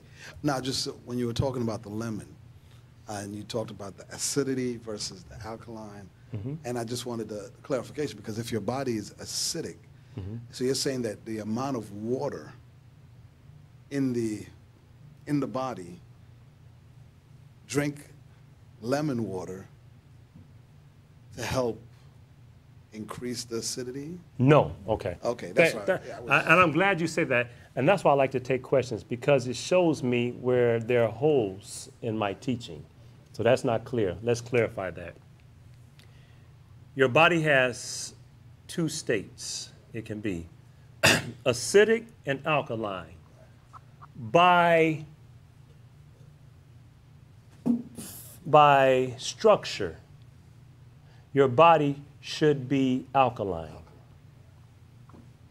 By function, most of the time, they're acidic. Let me give you an example. So the structure, when you have an alkaline environment, promotes health. But many of the functions, when you breathe out, respiration, that's an acidic process you're getting rid of. Yeah. You understand what I'm saying? Yeah. The urine, that's an acidic process. So your body is excreting these things. So many of the functions of the body are acidic, but it should be alkaline in its structure. Now, it is influenced by the foods we eat. The foods that we eat either break down to a acidic condition. When I say break down, meaning when we eat it, and again, I'm not talking about what it is outside the body. Lemon is very acidic outside the body, but as it digests, it is very alkaline, one of the most alkaline foods we have, very alkalinizing. So squeezing lemon juice in the water actually helps promote an alkaline environment in the body. By the way, what happens when your body is acidic? Right. Well, Yes, you get, that's a short answer, but there's a lot, no, you get sick, but there are a lot of things that take place. For example, when your body gets acidic, the first thing your body wants to do is it treats it as a fire. There's a chemical fire in your body, and your body says, how can we deal with this fire? put it out. Let's put it out. What do you think your body wants to use to put it out? Water. No, water won't put out. No. It's a chemical fire. There's something called, we could call it plant sodium. Or we could say, more commonly, alkaline stores. So it takes alkaline stores in your body and says, hey, the mineral content of the alkaline stores can help neutralize the acid. So what do these alkaline stores come from? Alkaline foods. Fruit, vegetables. The problem is most people are short on alkaline stores because they're not eating fruit and vegetables. So it would be like if this whole building is on fire and we all get out safely, and then sis over here says, I'm going to go ahead I'm going to, Sister Tamara says, I'm going to go ahead and call the fire department. I said, nah, I got it. I got it. Relax. You gonna, how we gonna, I have some water. And I go and I take a 5-gallon bucket and I throw it on the water. And you say, okay, you have some more, right? I'm like, no, that's it. I better get on the phone. This is wasting my time. That's really almost how we're dealing with our body. The alkaline storage is not nearly enough to deal with the acidity because we eat so much acidic food, such as all the processed foods, such as high animal products, such as sugars. Sugar, by the way, is highly acidic. Caffeine is highly acidic. And when you have these situations, your body runs out. But your body doesn't say, whoa, all right, that's it. No, your body says, okay, we need a backup plan. Your body wants to preserve itself. Given the right materials, your body will help preserve itself. Now, and that's the way it was created. It was never created to self-destruct. Watch this now. So no more alkaline stores. What's plan B? Your body says, you know what? This is what we're going to do. There's calcium and minerals in the bones. So your body will give your bones, your body will say, we're going to take that calcium and minerals from the bones to help neutralize the acid. And it could be seen, calcium excretion from the urine, all this can be seen when you have a highly acidic body. So you don't want an acid body, and that's why there's a high, this is why there's a correlation between the amount, talking about food is poison, of dairy products and osteoporosis. They found that the countries that have the highest incidence of consumption of dairy products, which they expected the opposite, the highest consumption of dairy products have the highest incidence of osteoporosis. And it goes down proportionately to those countries that are considered third world, and they don't have access to a lot of these products. I mean, refrigeration, that enables them to have a lot of dairy products. And it's so rare in some of these places that when they find someone, they take them, they put them under a microscope trying to figure out why or what happened. As acid, so lemon helps bring the body to a more alkaline state first thing in the morning. Because remember, your body's been cleaning out all night. So when you start off with that lemon juice and water, that helps alkalinize the body. It's the lemon that is actually doing that, and the water just helps get it in all of it, and it helps cleanses the organs and so forth and so on. So that's why I mentioned that. So I hope that. I was clear in the morning, but I thought it was being stated to do it at mealtime. That's what I. Oh no! Okay, that's what I did say it at mealtime, but it was for a different reason. Okay, that's the what lemon that's juice. And on the salads, the lemon juice, I remember I said put some lemon juice, a couple tablespoons on the salad, because what that does, because the hydrochloric content acid of your stomach is low, and then because of the acidity level, it goes in and it helps with the digestion.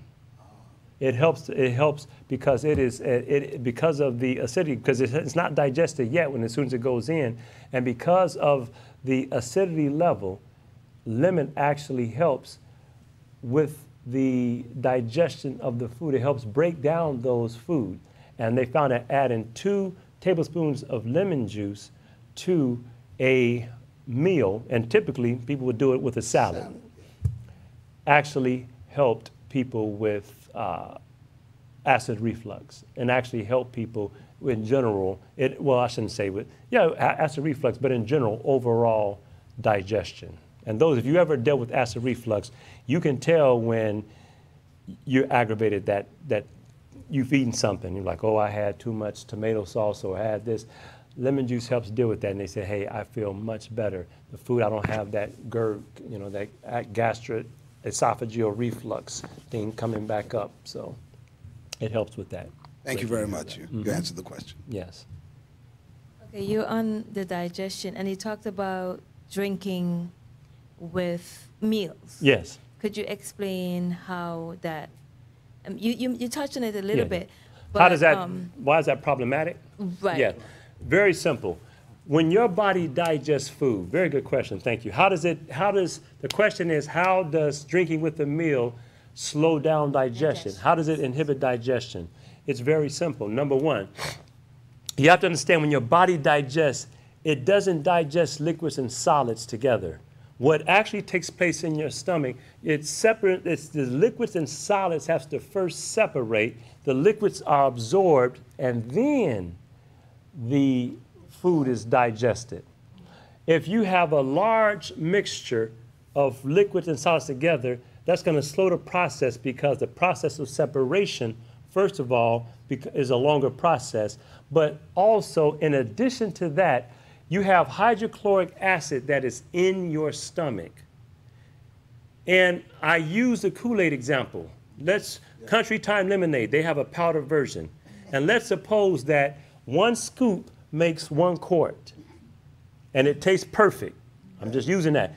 Again, disclaimer, don't go out. I'm not saying go out and buy, but you understand what I'm saying, right? 1 scoop makes it perfect for 1 quart of water. If I add 1.5 quarts of water to that 1 scoop, it doesn't taste right. Why? It's diluted. It's not as strong. The more water you add, the more liquid, the less concentrated it is. Same thing with the hydrochloric acid. Hydrochloric acid is there for the digesting of the meal. Remember, we talked about some of the functions. Again, the structure, alkaline, function, acidic. Digestion is an acidic process. In the stomach, at least, it's acidic. It goes from acid, then the next phase is actually alkaline. Now, I think it goes back acidic again. But that phase is actually acidic.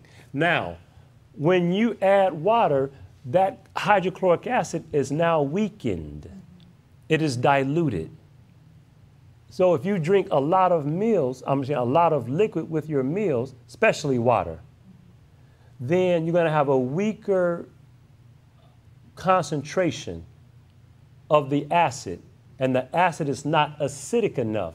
So in your food, it goes through the process, but it's not acidic enough. And when it passes through to the next phase, the acidity level is not high enough to trigger the next phase, which say, hey, we need the alkaline. By the way, these are things that are, this is an alkaline process. It's not enough to trigger that.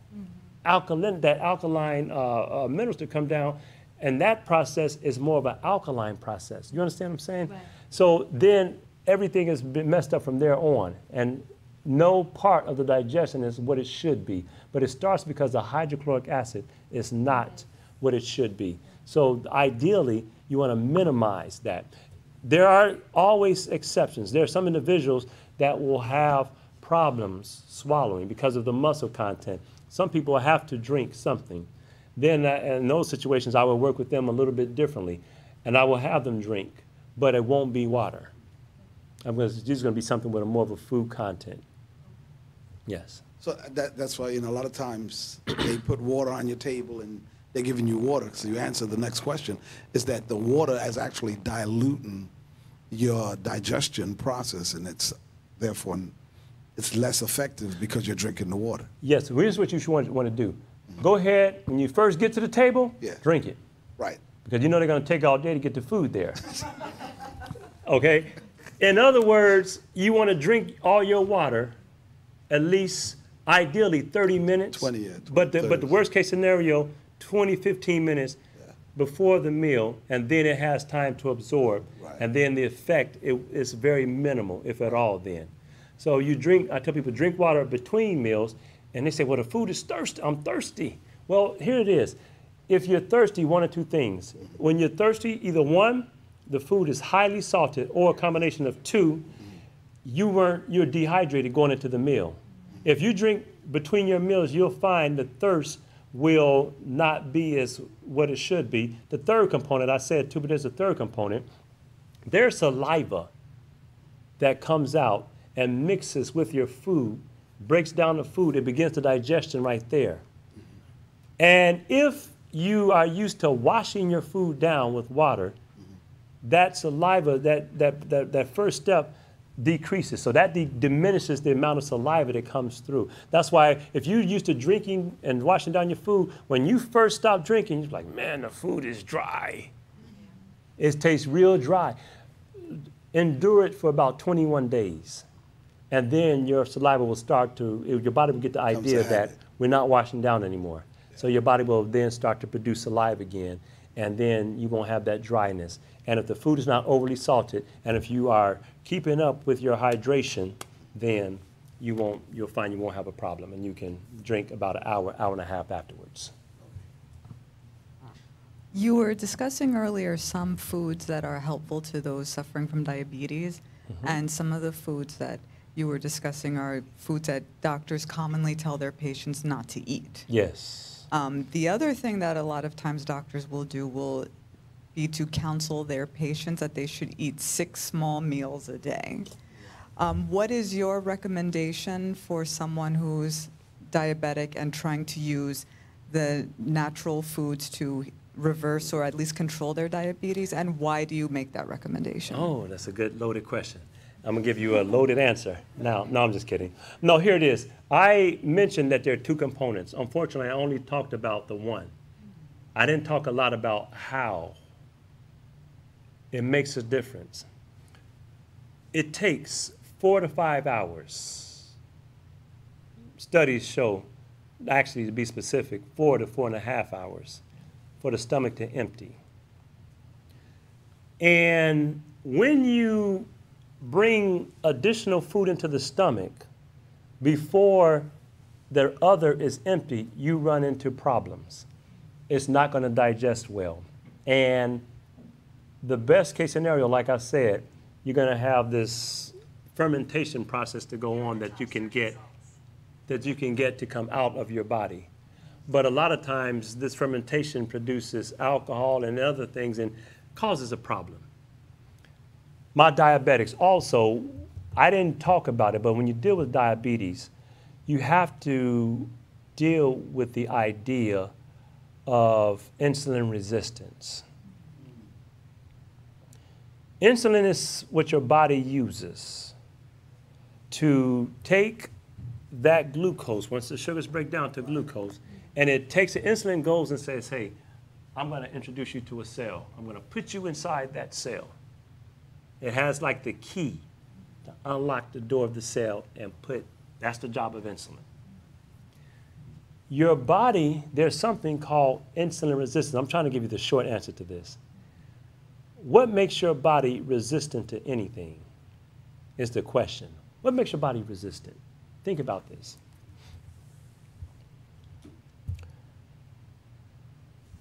Let's talk about muscle resistance. I work out.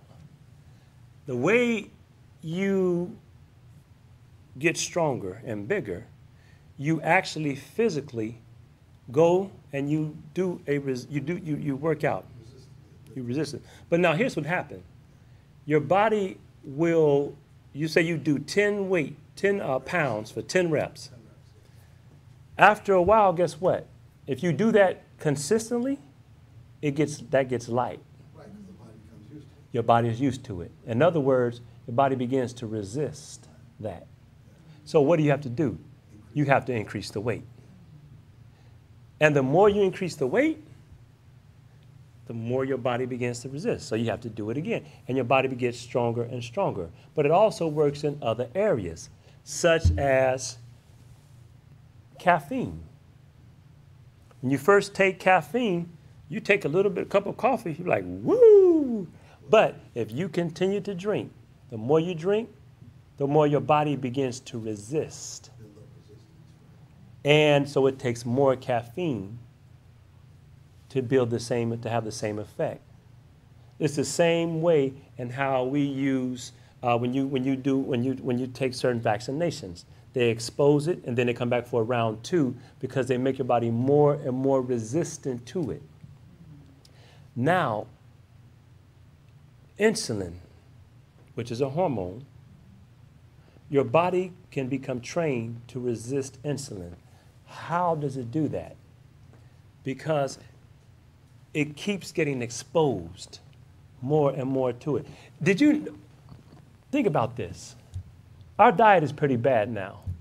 But if you go back and do the research, diabetes started to take a real nasty turn in the 1950s, 1960s. But if you go back to then, they actually got worse a little bit later, but it was still there. But the point I'm making is, at one point I used to believe that their diet was so much better than ours now, but it wasn't. It wasn't that much better. In fact, that's the boom area where fast food chains began to really boom.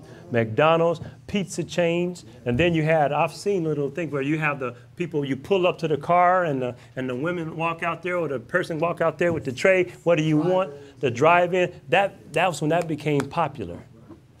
One of the things, though, the reason why you didn't see the epidemic of weight, the portions were smaller, but there was another thing you got to remember. New introduction. No, wait, here it is. They actually ate more regular. It was 3 square meals was the thing they did then. 8, 12-ish, and 5-ish. Most companies, you know, they were more factory workers. They would be, you're home by 5 or 6 o'clock. The family sat around the table. And then when dinner's over, that's it. So it wasn't a lot of in-between stuff. There wasn't this 5, 6 meal a day and 3, 4 meals and then the snacks then. They ate bad stuff, but what happens? It gave your body a chance to rest more. The insulin, you know, is released to deal with the sugar. And a couple things actually happen when you increase the meal. First of all, when you have excess sugar, your body, your liver will start to store it. When you have a person that's very diabetic who's constantly eating, their liver is spewing out sugar, literally. It's so much that your liver can't even take anymore, spilling out into the thing. And also, one of the things you have to consider is when you had that break, that 4 or 5 hour break, your body was able to have more time to try to deal with that. Now what happens, guess what? You increase the meals, and now more insulin has to be activated to deal with the sugar. And it does a decent job, but guess what? You're releasing more insulin, and now your body's becoming more insulin resistant. Remember, more exposure increases the incidence. You've heard a term called intermittent fasting, becoming very popular now. The reason why that's popular now is because it is starting to be understood that that big break that your body gets gives your body a chance to deal with that. Now, from the books that I read and the counsels that I read about health, it was already recommended. That's why I like 2 meals a day more than 3 meals a day, because the concept of intermittent fasting was already given to me as a principle. There was just no name to it. You already are doing that 12, 13, 14-hour fast. And you're doing the 5, 6 hour fast between the meals. And that's why I have had diabetics time after time after time after time. I put them on 2 meals a day, and they come free of diabetes. Quickly, thank you. It's not just quickly. Now, I've done it with 3 meals a day too, but the results are quicker and better with 2 meals a day. But I know everybody can't immediately do 2 meals a day.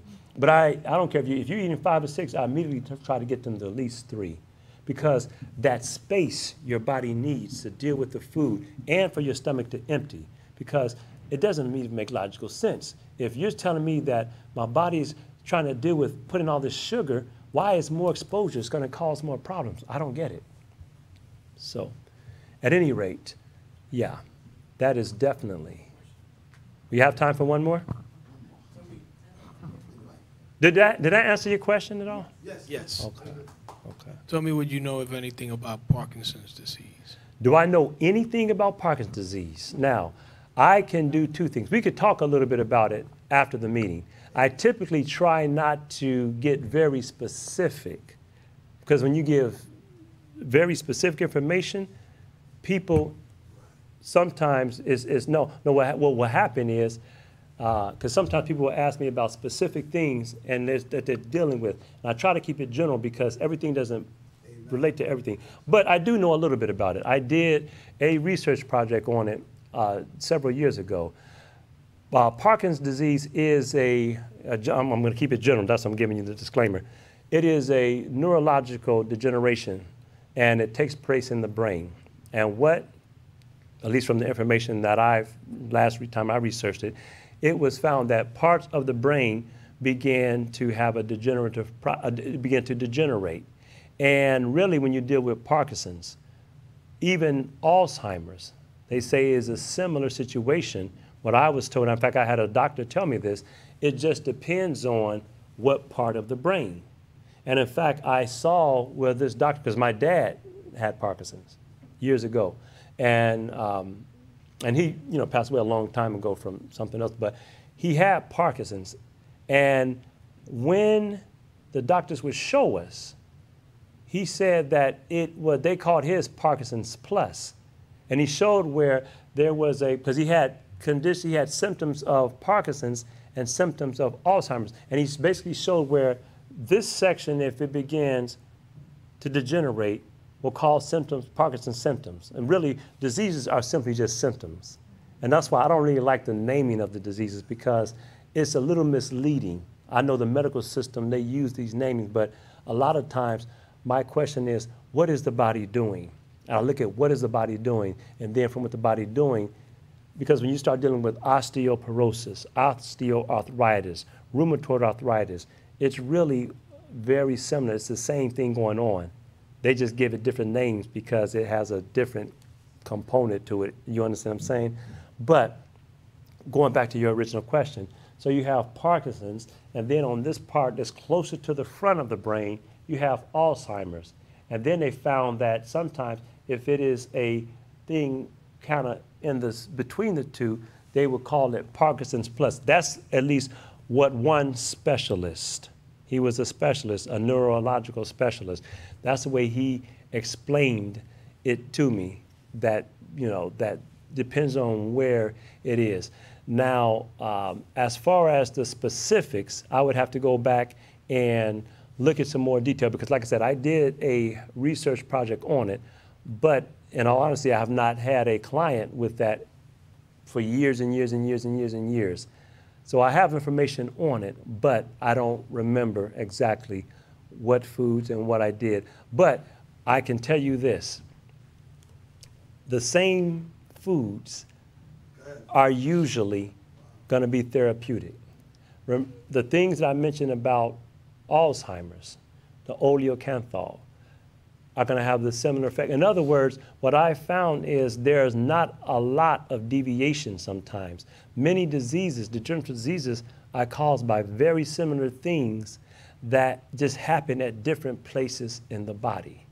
You understand what I'm saying? When there's excess acid in the body, because your body's become acidic, if your kidneys can't deal with the acid, the kidneys begin to become less functional.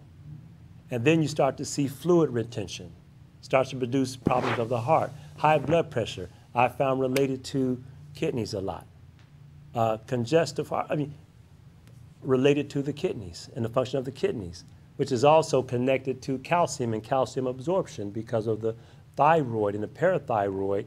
Also, in kidneys, they also help regulate the calcium in the body. So there's just a big connection with a lot of things. And then talking about just a connect. Oh, the same acidity, the same acidity levels that's causing a decline in the kidney function. Also, is causing. It's also causing the osteoporosis, because the acid is causing the bones to be removed. Also, it crystallizes in the joints. So it's also causing, guess what, arthritic and rheumatoid type of diseases. So many times the culprit is very similar, and that we are eating foods that are poisonous versus foods that are therapeutic and medicinal. It's different in some respects for each disease, but when you boil it down to the bolts and nuts of it, and the grassroots, a lot of it is similar. But as far as specific foods, we can, like I said, I may have some information right here. We can talk more about that specific one afterwards. And if I don't have it, I may have it on my computer as well, which has been malfunctioning for the last hour or two. In fact, probably need a new computer just to be upfront with you. But I may be able to pull it up because I do remember, I believe, high protein diets also being problematic, overly high protein diet being a contributor to it. So I know it probably didn't answer the detail that you're looking for, but I have to be careful publicly when I'm start addressing individual diseases, because then one person will say, okay, this might apply to me, and they take it, and then I become, liable. So I try to give general information. But we could talk afterwards. I got a good answer, because I normally like to say that these diseases are all blood-related cousins. I like that. They are. They very much are blood-related cousins. Unfortunately, we are out of time. If you have any more questions, you can see me afterwards. Unfortunately, those that did stay with us live, thank you for staying with us. You can contact me. I don't know if my contact information is on here anywhere. No, it is not, but hopefully we can post or you can contact this particular ministry that brought me in here, and you can contact me, and I can address and maybe even work with you as a client if that is your desire. So without further ado, let's turn it back over. Amen. Thank you for joining us in today's discussion on health. It's very important for us to realize that as we go on in time, the environment and the toxins and the pesticides, everything is getting to a point where it's overwhelming. And so people are thinking about growing gardens and getting a greenhouse and starting to do microgreens and starting to actually incorporate the garden into the kitchen, where now we have a garden outside. You're going to start to see people having gardens in their kitchen. That's how bad things are getting. And so as we look at the future, we have to be prepared and start to train our children in the best way possible, and looking at the importance of food and what is the objective we're trying to be as healthy as possible. And we thank you, Pastor Robin Swain, for coming over and spending the Sabbath and Sunday with us. He's pastor of the First Bible Faith in Jacksonville, Florida. And we don't have the information up, but I mentioned it before, I mentioned it again. He has a ministry called Faith Made Whole, and that is faithmadewhole.com, and also on Facebook, facebook.com/Robin D. Swain.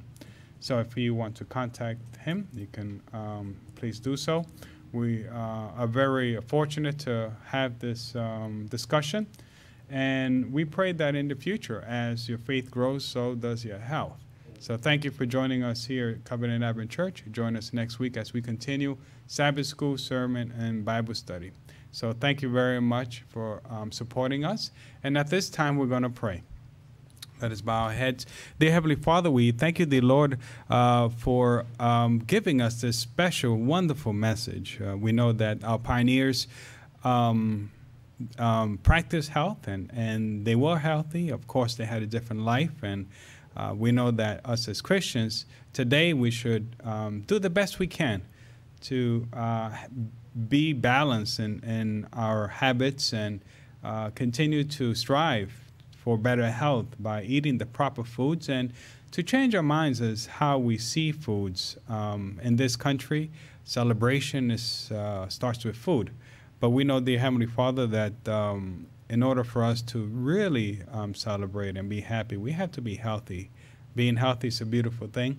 And we know that in your word, you not only preached, but you also fed and you healed much. And so we are grateful and thankful for this discussion again. We thank you for the support that we're receiving here in this church and also in the live stream and internet, and we thank you for those individuals. At this time, dear Lord, we're asking for traveling mercies, and we pray that someone watching or someone here may be blessed with this message. Thank you so much, and we ask this person, Jesus Christ, our Lord and Savior. Amen.